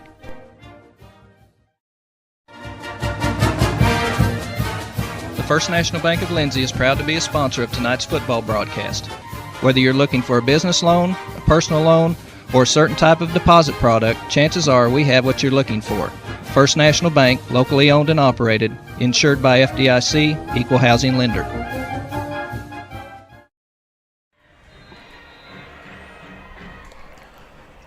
Start the fourth quarter with Pauls Valley facing a 3rd down and 13, the ball at their own 38-yard line. And so far this half, they're 0 for 2 from third down. Oh, and pressure up the middle, but they got the screen set up. Major around the right side. Flags are flying. Major's got the first down as they'll cross into Leopard territory across the 45, but flags all over the middle of the field here, so let's see what this is. Looks like this one may come back. Yeah, that was hold. There was a couple of holds out there. They kind of run that jet screen out there to the right, and they had multiple people grabbing onto our defensive backs. So the officials will sort this one out. This will make a... There's 3 flags actually on the field, so everybody saw something. Yeah. Of course, if you look at where the holes are and the flags are laying near midfield, so you back them up from there, that would still make it a 3rd down and 10 or 12 yards. If there's something different there, that might make a change in what you call here, but we'll see what the official says here. We have a hold on Pauls Valley. Personal foul on the Leopards. So are we just going to replay it down here? What are we doing? You should replay it down. I would think if they're offsetting. Which would be great since they got the first down on that play. That would be great for us. So if that's the case, it should come back to be a 3rd down and a 13 if the ball at the 38-yard line. Yeah, I was just going to say he's fixing to put it down at the 40. 38, there you go. Yep. Good job. So we're going to replay this down. Maybe we do better. Let's hope we do better this time. Yeah. Fabella is split right. Humphrey hands it off to Weatherford. The sweep going right, and the Leopards did a good job that time of getting the man slung out of bounds over there on that the far sideline. And that will force a, you would think, Panther punt. Yeah. You never know. You never know, exactly. That was Andon Register out there. That's his 11th tackle of this game. He's been a workhorse on the defensive end. So far this half, we've held them 0 for 3 on 3rd down. But they're lined up to punt, but you never know if they're going to go for it on their on the goal line on their own 14. They may go for it on the 39. Of course, now they've got a 9-point lead in the fourth quarter. So Humphrey will in fact punt this one away. Gets away a booming punt. Kessler just has to let it go, and it'll get down near the Leopard 15-yard line. In fact, inside the 15. That was a nice punt from Humphrey. Yep. He can do it all. Yep. Yeah, I'm glad he's a senior. Well, and of course, we talk about how long I've been doing this. I remember calling several years of Jack Grimman at quarterback in Pauls Valley for the very same thing. It's like, would he ever graduate? Because I'm tired of watching what he does to us, you know. Yeah. And I'm starting to feel the same way about Justin Humphrey. Great athlete. Just it's like if you're on the other side of the ball, you're just like, would you graduate, please? Well, I guarantee you there's nobody in these stands that have left so far. they're still here and waiting on a big Leopard comeback here in the fourth quarter to be super. 11:22 left in the ball game. 21-12 Pauls Valley. Leopards have it 1st and 10, their own 11-yard line. Raming's got trips right. They're going to throw it out in the flat. Caught. Stubblefield. And Stubblefield on the reception. Breaks tackle. Still on his feet. Dragging guys. Finally pushed out of bounds. And see where he gets near the 20. They'll mark him at the 19. Pickup of 8 for Stubblefield. Yeah, you mentioned Grimmett. John Grimmett, sophomore defensive back, made the tackle right there. So we don't need to talk about the Grimmets. There's another Grimmett. No, don't need that. Pickup of 8. 2nd down and 2 for the Leopards at the 19-yard line. Again, they'll go 3 receivers wide left. Tight end right. Raming keeps it himself around the left side, and he'll be close to a first down as he crosses the 20 to the 21. We'll see how much they give him. And they will say first down, so nice pickup there, a first down by Raming. Yeah, Tanner Perry in there on the tackle, his 5th tackle of the night for the Panthers. So Leopards pick up the first down, keep the drive going. Again, down by 2 scores. Still 10:50 left to go here in the ball game, but you're going to have to put this one in the end zone.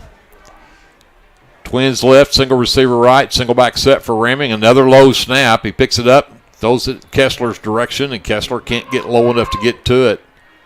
And it'll fall incomplete. Yeah, those low snaps just take your timing off. Wide receivers running a route, and you've got to gather and then get your feet set and get your shoulders turned, and by that time, a lot of times it's too late. So 2nd 10 for the Leopards, their own 21-yard line. Again, they'll go 2 receivers left, 1 right. Register lined up tight end right. Up the middle, faked. Get it out into the flat, caught, and some positive yardage there. And I think that might have been Register Padilla on the reception. Yeah, tackled there by Jorge Fabella, number 8. Picks up 7 on the reception to the 28-yard line, so it's going to bring up a 3rd down and 3.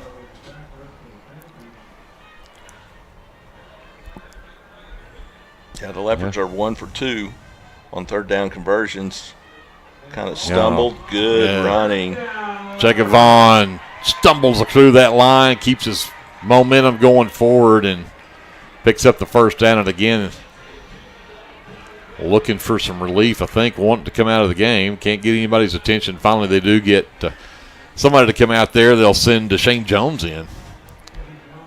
As Vaughn will check out. 1st and 10 Leopards. The 32-yard line.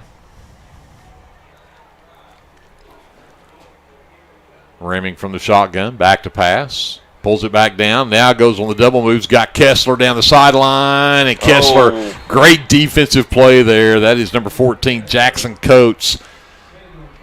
If he doesn't tip that one away, that's a touchdown for Kessler. He just made a great recovery there in defense. Yeah, run a little stop and go, and Coach did a good job of reading it and staying with it.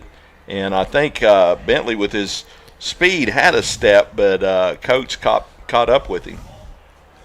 So brings up now 2nd and 10. Clock stopped with 9:29 left in the ball game.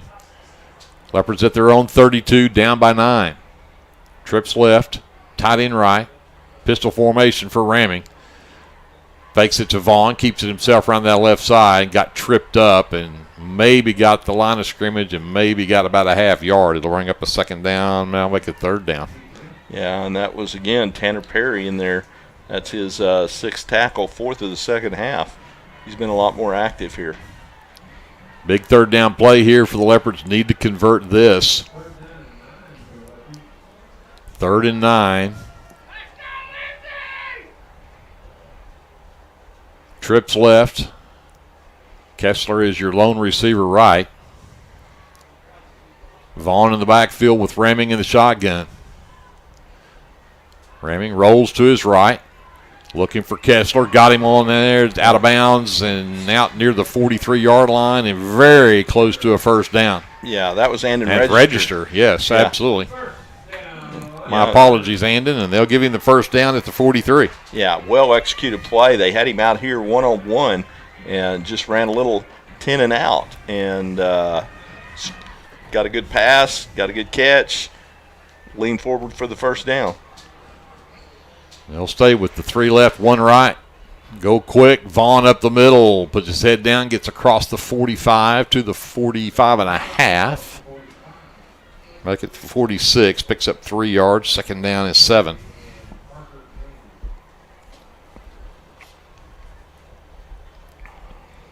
Register will stay on this side. Vaughn will move to the left of Ramming as he'll set up in the shotgun. Out in the flat, caught. Good move out there. That is Stubblefield. He's got to the 50, the 45, the 40. Finally dragged down near the 35. And we've got flags flying again at the end of the play. Yeah, that was Jaggers that finally pulled him down. But not before he got a bunch. Tell you what, Price Stubblefield has made the difference here in this game for sure. And we'll see where they spot it. It looks like he's be right at the 35-yard line, which would be, 15? That'd be a 19-yard reception. Yep. And may add some to it here. We'll see what this is at the end of the play here.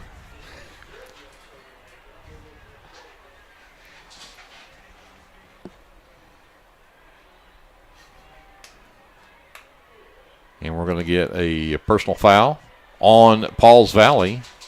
Yeah, so that'll move the ball down to the 20-yard line. So the Leopards had a big play there on the pass play to a Price Stubblefield, but then get the penalty on top of that to move it all the way down to the Pauls Valley 20-yard line. 1st and 10 Leopards.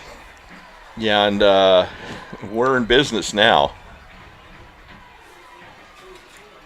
Trips right.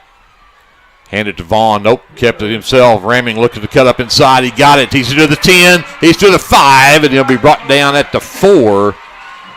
16 yards from Brody Ramming. And the Leopards with a 1st and goal at the 4-yard line. Hang on. We have flags in the backfield. And everything's coming back. Yeah, I was hoping they didn't see that. But we kind of pushed the guy in the back. Yeah, illegal block in the back.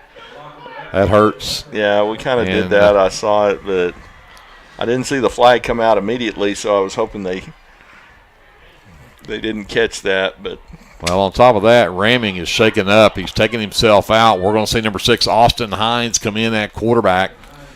Hines, very capable there, has taken his share of snaps there. The 5'7", 158-pound senior will come in and direct this. The Leopards with the penalty move the ball back to the 34-yard line. Yeah, tough break right there.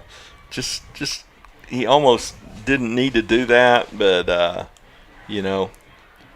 first game of the year, you're going to do silly stuff, and hopefully we clean that stuff up.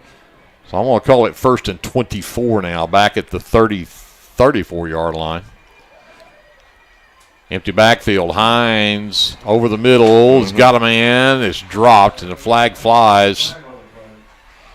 Yeah, and Jacob Vaughn went in motion, and he went forward, and so it's going to be illegal motion on the Leopards, and illegal shift, and they're going to decline it. Yep. So it'll bring up 3rd down.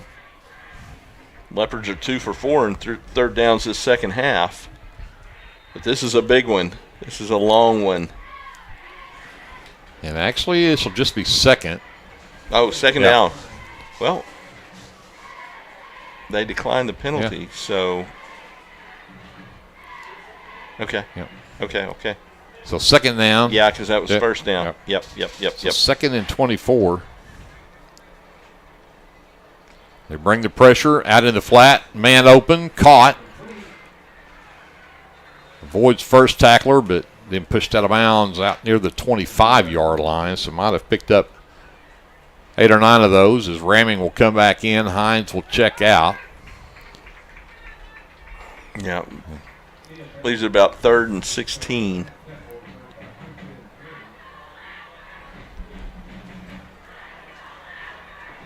So we got a little bit of it back. Got a little bit, but and you're probably in 4-down territory. You think? I think you are. You're down by 9. There's just 7 minutes to go in the ball game.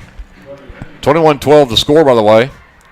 3rd down and call it 14. Trips left. Register your lone receiver right. And flags, no, just delay a game. Oh, my. Leopards have shot themselves in the foot on this drive several times because this is going to back them up 5 more.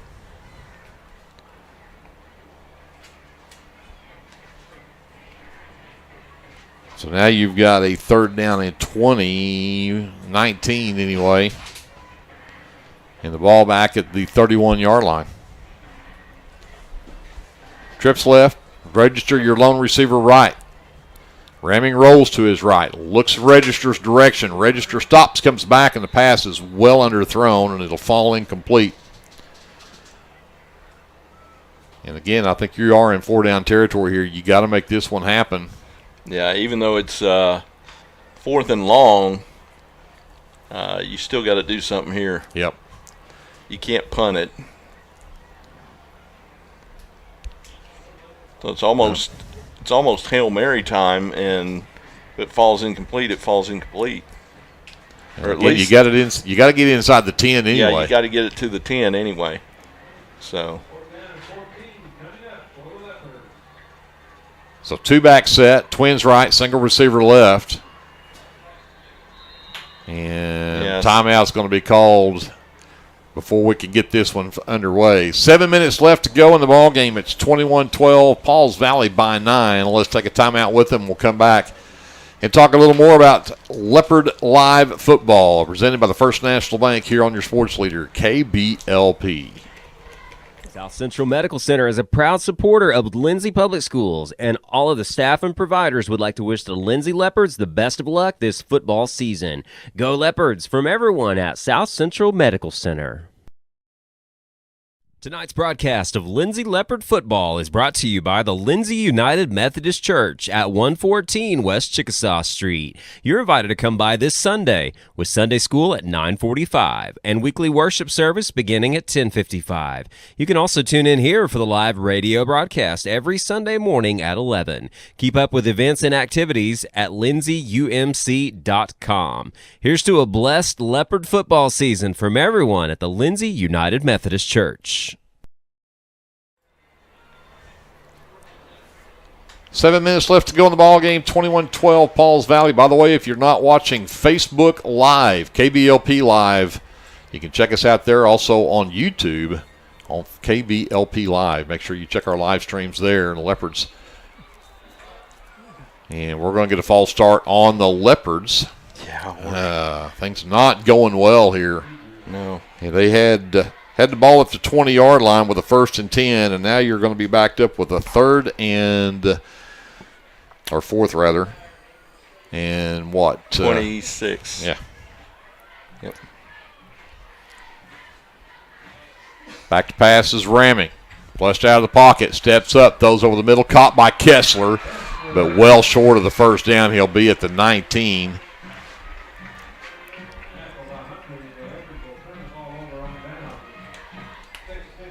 So it'll be a turnover on downs for the Leopards, and that may be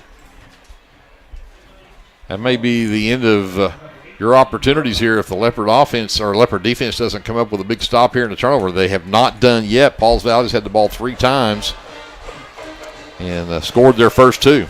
Yeah, and the Leopards amazingly have more 1st downs this half, but the big plays from Pauls Valley has been the difference here in the second half.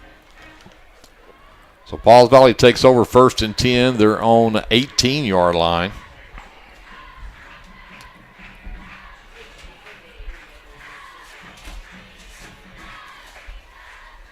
.6:53 left to go in the ball game, and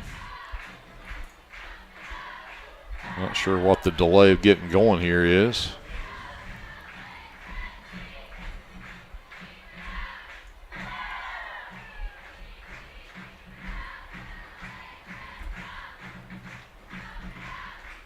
So Major is the lone setback. Actually have a slot right. Wide receiver either side. Tight end right is Chronister. Humphrey calls for it, keeps it himself around the right side, cuts it back up behind his blocks, and gets out across the 20.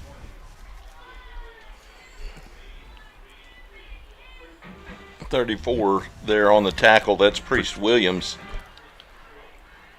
Out to the 23-yard line. Second down and 5. Another 5 yards gets added to Justin Humphrey's rushing totals, which is well over 100 yards now. Yeah, I would expect to see a whole bunch of Mr. Humphreys on this drive. Clock runs with 6:20 left in the ball game. Second down and 5. Yeah, they're going to let it go down as far as they can. Calls for it. Keeps it up the middle. And again, gets into the Leopard secondary before they can get him down out near the 35-yard line. And they'll mark it at the 34, and he picks up, that'd be what, from the 23, 11 more. Yeah, that's, looks like number 9, Kaysen Work on the tackle for the Leopards. Again, Major the lone setback, Weatherford. And no, I don't believe that is Weatherford. I think that is Coates in the slot. Wide receiver either side. Humphrey will hand to Major around the right side. The Leopards do a good job that time. Stack him up maybe for a yard to the 35. Yeah, and that's Priest Williams again on the tackle. I'd like to see him hand it off. I'd like to see that. Second down and 9. The ball at the 35.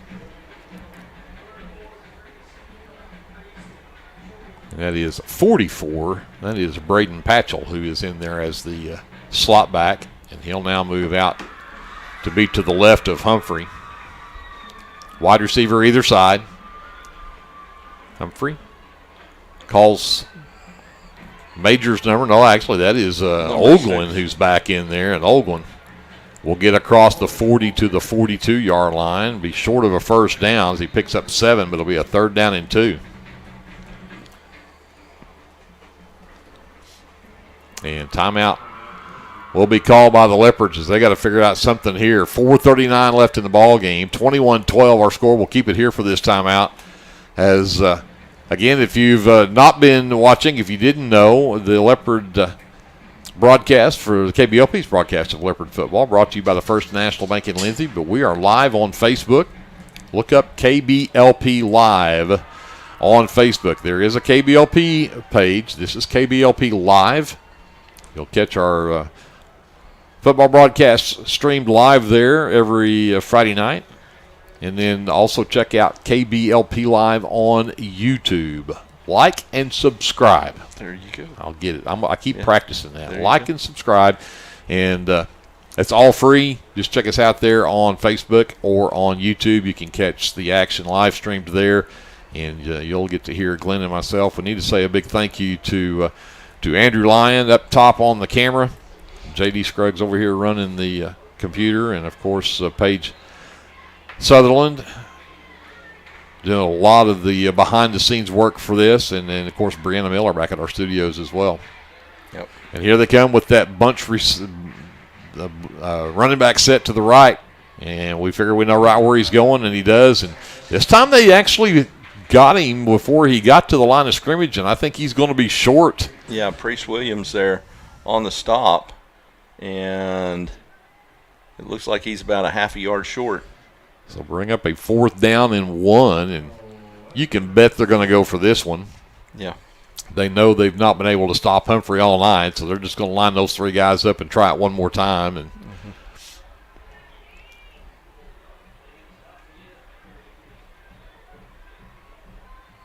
Yep, here we go. Here we go. Humphrey.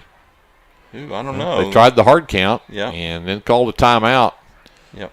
So it'll be interesting to see what they decide to do here. I mean, I can't believe that Coach Raper wouldn't just call that same play. I mean, that one time that they just ran it was the first time that they've stopped him for no gain or very little gain on that play. So you have to think with 4th and 1, you almost have to think they'd go for it here. Yeah, but I mean, That is the weirdest set. I don't know that I've ever seen that set in a football game where you've got your linemen up there. You've actually got 7 linemen, and you got double tight ends, and then you line up 3 players right behind your tackle, your guard, your tackle, and your tight end on one side, and then run that way. I mean, you've got 6 players blocking how many? Maybe 3, maybe 4. But let's see what Coach Raper's decided to do here.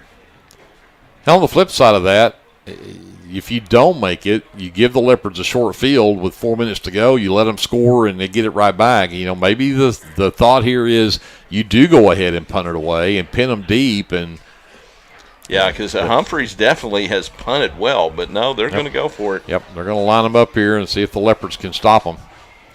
Humphrey, first down. Yep. Gets across the 45. He'll pick up 3 on that easily. Gets out to the 47-yard line. He picked up 4 on that. Yep, Priest Williams again picks up his 5th tackle of the night.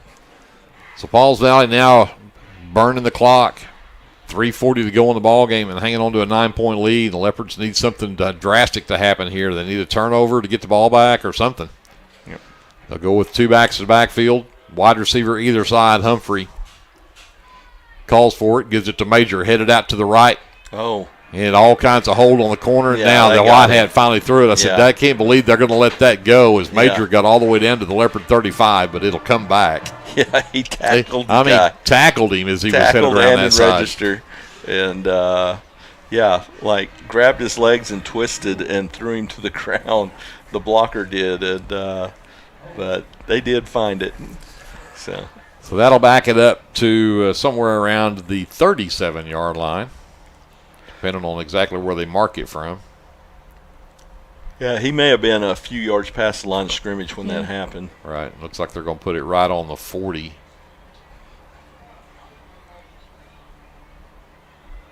So it actually results as a 7-yard penalty, but so first down and 17 now with the ball at the 40-yard line.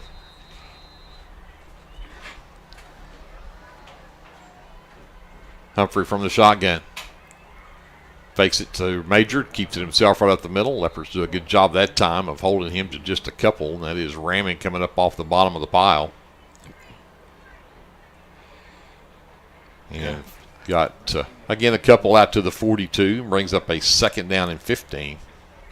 We don't keep time of possession, but with as many plays as they've ran, they probably have a 2-1 advantage or close to it in time of possession in this ball game, and that's allowed their outstanding quarterback to really control the tempo and control this game. Agreed.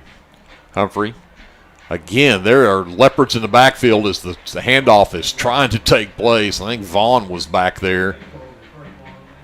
But again, they're going to go all the way back to the 35-yard line, and the Leopards are going to call a timeout here. Yeah. Save that 2:21 that's on the clock there as they get the ball back to the 35, a loss of 7 on the play. It's going to bring up a 3rd down and 22 now for Pauls Valley. And again, 2:21 left on the clock, Glenn. That's still time if you can get the ball back here, but you're going to have to stop them, and you just used your last timeout. Yeah, and get a stop on this 3rd down. You're still going to get it back with a minute something left. I've seen weirder things happen. Yep. But the problem now is and you brought it up. You're 2 scores down now because of the extra point miss and the 2-point conversion that didn't go. Now you're down 2 scores, and even though you could get the 2-point conversion, bring it back within 1, and now you got to get an onside kick, which is very difficult to do. Again, we're getting way ahead of the game here. Pauls Valley still got 2 downs left here with a 3rd and 22 and 2:21 on the clock, and neither team's got a timeout left. Yeah. Of course, we say that. We saw a timeout get called right before halftime that we didn't think existed either. Yeah. So we should probably mark those up here when they call those to keep the scoreboard operators over there honest. Humphrey from the shotgun, 3rd and 22. Rolls to his right, looking for a hole, and not much there. He might get to the 40. And, of course, don't know if he got out of bounds over there. They haven't stopped the clock, so it looks like he did stay in. So that was his intention, I'm sure.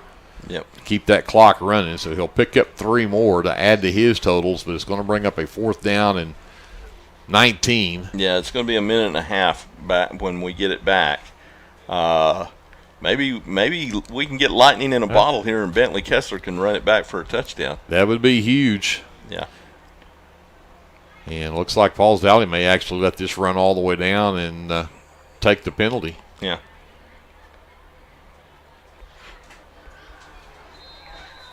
So there is the delay of game, so that'll move the ball back to the 35-yard line. And who knows, for Grimmett, that may be so he can have more room, the way he can punt the ball. But Humphrey, I'm sorry. You're I've got Grimmett in the head now. So 4th down. I should have never mentioned that. Yeah, all your fault. My bad. 4th and 24.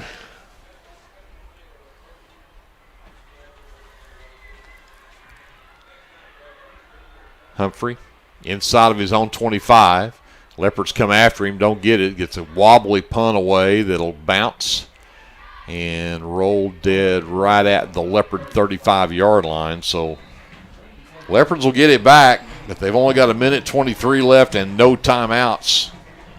Down by 9. As far as we know. As far as we know. Yeah, because there's no timeouts on the. There's nothing on the scoreboard anyway. So, well, you do have the advantage of clock stopping on first downs. You have the advantage of going out of bounds and stopping the clock. So as on the offensive side, you still have ways to stop that clock, even though you don't have timeouts.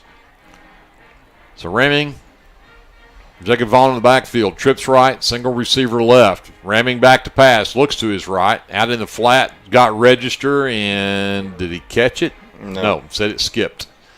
Yep. So that'll be incomplete. That's another way to stop the clock. Not the way you want to stop it. No, definitely not. But, again, Ramming's had issues. He's had times tonight where his passes were really short, and then there's been times that they were long. It's like this first game, he really hasn't been able to get dialed in where that ball needs to land. And we know he can. We saw him do it last year, and he'll get it there. But it's just not been there so far tonight. Ramming rolls to his left. Out in the flat's got a man, and there's Padilla. He'll get out of bounds at the 40. I'll bring up a 3rd down and 5. And that's what you got to do. You know, those 3-4 second plays, roll out, hit a guy on a quick out, step out of bounds. But now you got a 3rd and 5. You got to convert right here. Of course, you are in 4th down territory, I would assume. Oh, absolutely. Twins either side, Ramming with Vaughn in the backfield. Back to pass. Pressure, rolls to his right. Still looks downfield, has a man, and Kessler can't come up with it. Had a couple of defenders there and almost got it, had his hands on it, but it'll be 4th down now and 5. Yep, and this will be our 2nd attempt at a 4th down tonight. Conversion. Still a minute 7 left. You've got time to get it down the field and get an onside kick, and then maybe. But you got to convert this 4th down before any of that counts. Yeah. Yep. Again, they'll go trips right, single receiver left. Ramming from the shotgun and bring the pressure up the middle. Ramming has a man caught. 1st down, and that is. And in register. No. Yep, Padilla, I believe. Padilla. And he is shaking up as he's hobbling off that left leg. He's trying to get off the field, but he's not going to be able to get there. They're just going to have to go with it. And now they'll just spike it. 49 seconds left and stop the clock.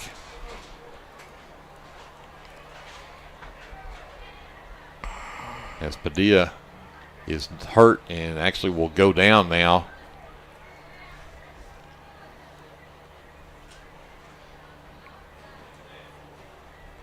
Ball at the Pauls Valley 44-yard line is going to be 2nd down and 10, but again, they will tend to Seth Padilla and something with that right leg. So let's take a timeout, and we'll come back and see Check on our injured player here momentarily. You are watching Leopard Live, presented by the First National Bank in Lindsay, here on your sports leader, KBLP. The First National Bank of Lindsay is proud to be a sponsor of tonight's football broadcast. Whether you're looking for a business loan, a personal loan, or a certain type of deposit product, chances are we have what you're looking for. First National Bank, locally owned and operated, insured by FDIC, equal housing lender.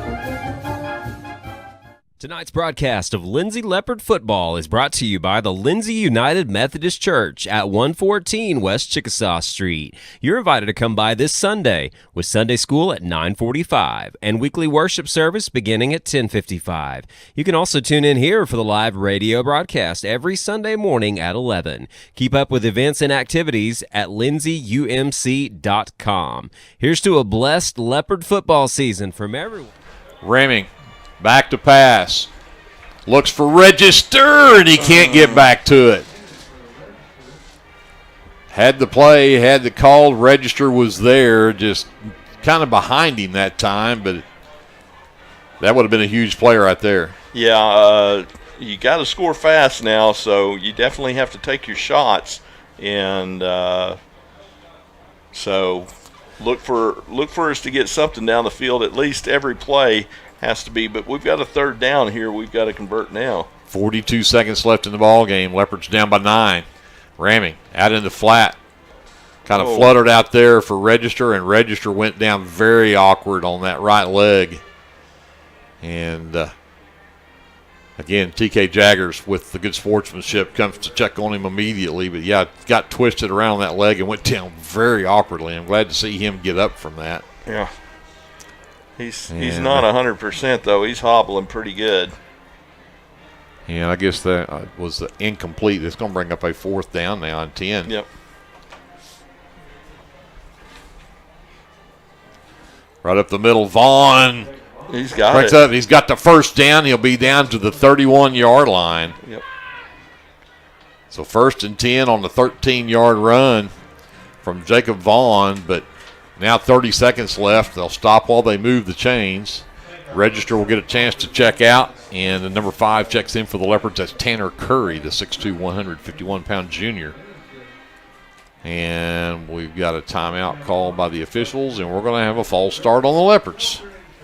Hey, one thing, we are 2 for 3 on 4th down conversions tonight. Well, hey. So, looking at positives. Get positives there, I'll take that. Yeah. 24 seconds left in the ball game, 21-12 Pauls Valley. They're going to walk out of here with the Battle of 19 trophy tonight, barring some miracle ending here for the Leopards. Ramming from the shotgun. They'll hand it off to Vaughn. He gets grabbed in the backfield and then stopped.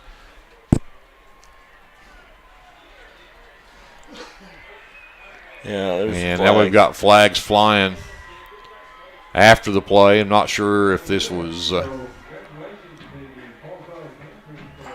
no time left on the clock, but they're going to have the chance to just pick that one up. But Leopards drop this one 21-12 and start the season with the one in the loss column. Not the way you like to see it, but again, very first game of the season. These first 3 games are really just tune-up games, and you got to take your hat off to Justin Humphrey and the Pauls Valley Panthers. They did a good job tonight and had the Leopards' numbers.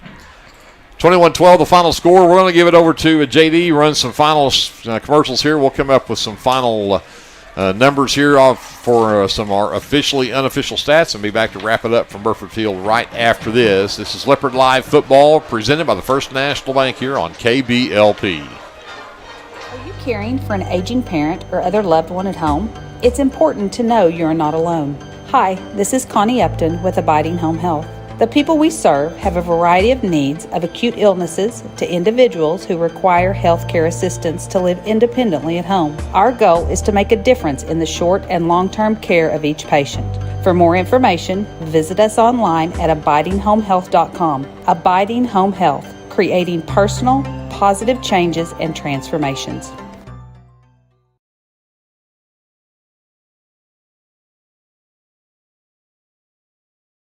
If you're looking for some good barbecue, the Meat Locker Barbecue right here in Lindsay, Oklahoma is the place to go. Everyone at the Meat Locker would like to wish the coaches, players, the band, and the cheerleaders good luck this football season. Go Leopards!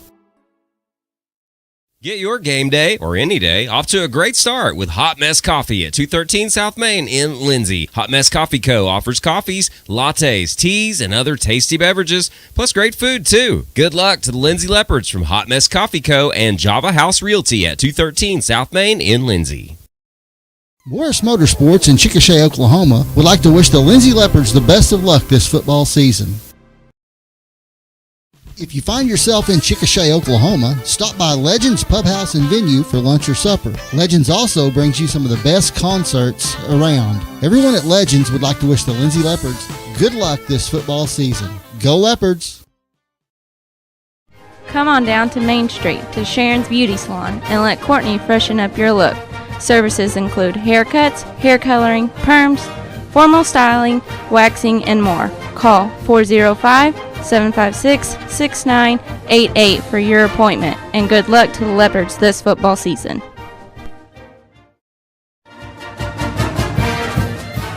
The First National Bank of Lindsay is proud to be a sponsor of tonight's football broadcast. Whether you're looking for a business loan, a personal loan, or a certain type of deposit product, chances are we have what you're looking for. First National Bank, locally owned and operated, insured by FDIC, equal housing lender. Hey Lindsay community, my name is Christian Torres and I am the minister for the Lindsay Church of Christ. I would like to invite you to join us for worship Sundays at 10:45 a.m. and for Bible class Wednesdays at 7 p.m. Our address is 1205 West Cherokee Street. The Lindsay Church of Christ is a group of imperfect people who love God, His Word, and each other. And we love this community so much, and we pray that all the students and teachers have a great school year. Come and join us at the Lindsay Church of Christ.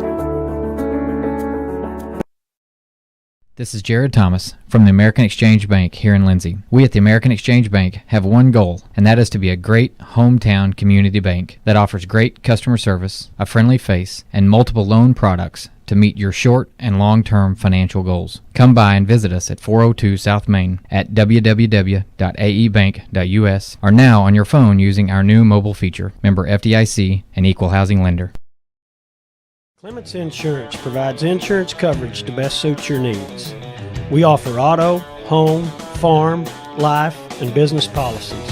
Come by 109 West Chickasaw or call 405-756-2253. Clements Insurance is carrying on the tradition to satisfy you. So come see me, Keith, or Beth. Go Lindsay.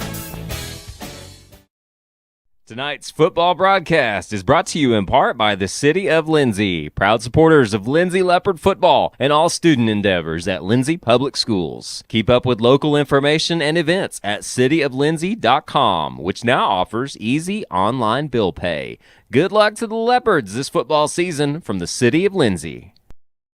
Football season is here, and that means it's time to show off that school spirit with team apparel from Design It Screen Printing and Embroidery at 304 South Main in Lindsay. Design It can get you all geared up with t-shirts and caps, team uniforms, and also offers custom embroidery and screen printing. Stop by Design It at 304 South Main in Lindsay or call 405-756-3635. Go Leopards from all your fans at Design It in Lindsay.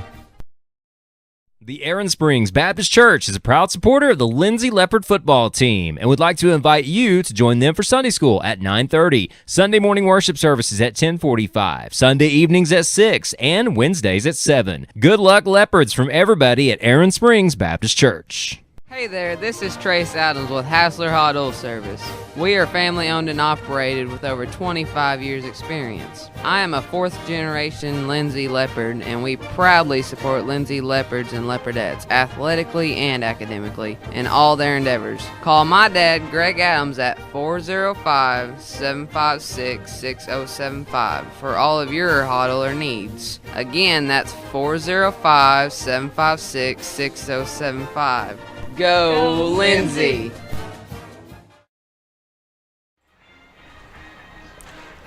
Back to wrap it up from Burford Field, 21-12. Pauls Valley takes home the 9-point lead and the Battle of 19 trophy for the second year of that rivalry. And, again, the Leopards just not able to find the offense tonight. Found some there in the second half, Glenn, but just was not enough. Yeah, absolutely. We had some positives that really happened. I think they'll build off this and look a lot better moving forward. Let's talk final numbers here. Again, these are very unofficial numbers, but first for Pauls Valley, you got to take your hat off to Justin Humphrey. Unofficially, 28 carries, 193 yards, and a touchdown tonight for Justin Humphrey. 5 carries. I didn't add that right. Let's go 29, 30. Yeah, I guess I did right. 28 yards, 2 touchdowns on 5 carries for Rain Major, also with contributing there with a couple of touchdowns for Pauls Valley. Humphrey passing 8 of 15 for 99 yards tonight. He did have the 1 interception there in the first half, but again, Pauls Valley rolls up 232 yards on the ground and 99 through the air. So when you look at 320 yards total offense, that's a pretty good night. Yep. For the Leopards, not so much. They were led in rushing by Jacob Ramming. He ends up with 8 carries, 42 yards on the night, 11 carries and 37 yards for Jacob Vaughn. Ferguson had 3 carries for 4 yards all there in that first half, but the Leopards was just 83 yards on the ground on 22 carries. On the night passing, Brody Ramming 12 of 27, 135 yards, led by 3 catches from Price Stubblefield for 42 yards, 5 catches and 41 yards for Seth Padilla. A couple of catches for 30 yards for Bentley Kessler, and in Register also had a couple of catches for 12 yards. But again, the Leopards just did not have the offense tonight to match up with Pauls Valley, and it showed on the scoreboard, 21-12 the final score. You got some final numbers you want to throw our way before we get out of here? Sure. Leopards had 12 first downs. 3 of those were turnovers 2 of them on turnovers and downs, and then the interception, but actually had more first downs on the evening, 12-11.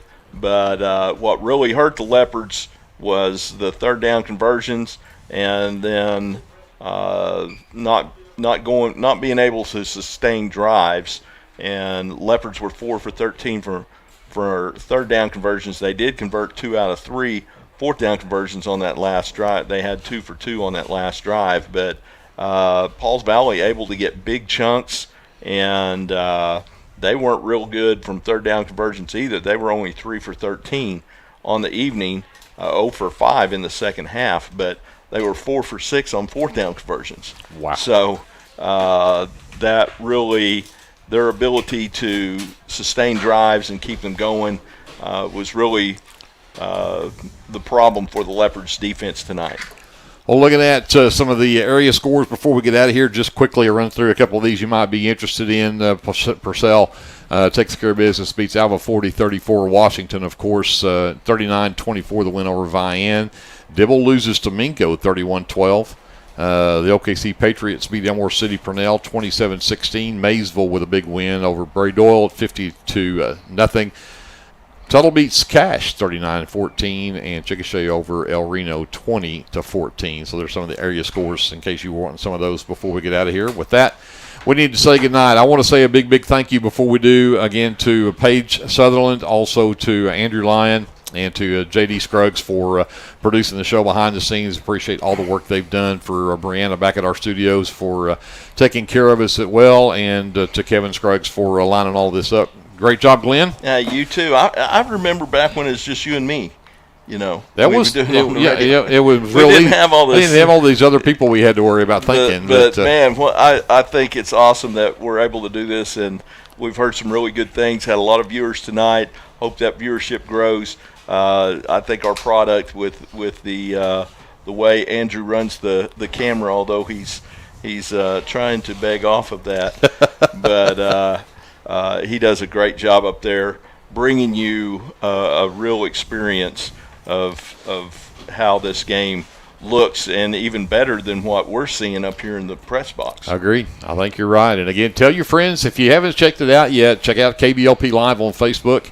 Also, our KBLP live channel on YouTube, and you can check out live streams of these games each and every time the Leopard football team hits the field. We'll be here. So we'll be right back here next Friday night. Dibble will be in town. Yep. So we'll take on the Dibble Demons here in the Burford Field coming up next Friday night. So that's when you will see us next. For all the folks here that we've been talking about, my name is Greg Peary. We say goodnight from Burford Field. We'll see you right back here next Friday night. Until we see you then, whatever you do, always be a good sport.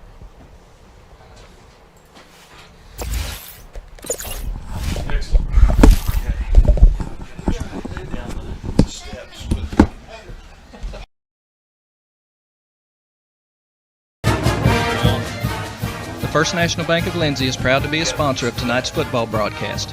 Whether you're looking for a business loan, a personal loan, or a certain type of deposit product, chances are we have what you're looking for. First National Bank, locally owned and operated, insured by FDIC, equal housing lender. Hey there, this is Trace Adams with Hassler Hot Oil Service. We are family owned and operated with over 25 years experience. I am a fourth generation Lindsay Leopard, and we proudly support Lindsay Leopards and Leopardettes athletically and academically in all their endeavors. Call my dad, Greg Adams, at 405-756-6075 for all of your hot oiler needs. Again, that's 405-756-6075. Go Lindsay! Jake's Shortstop offers gas, snacks, ice cream, pizza, subs, wings, and the coldest drinks in town. Everyone at Jake's Shortstop says good luck to the Lindsay Leopards this football season. Tonight's broadcast of Lindsay Leopard football brought to you by Jerry Tucker Roustabout, providing all of your general oil field maintenance needs, including roustabout services, swabbing, crane services, rock hauling, and dirt work. Good luck, Leopards, from Jerry Tucker Roustabout. With Oklahoma's weather being unpredictable, you need a trusted roofing company. At Legacy Roofing and Construction, we are proud to serve Lindsay, Oklahoma, and the surrounding areas. Call Legacy Roofing and Construction for a free estimate at 405-756-8855 or visit our website at legacy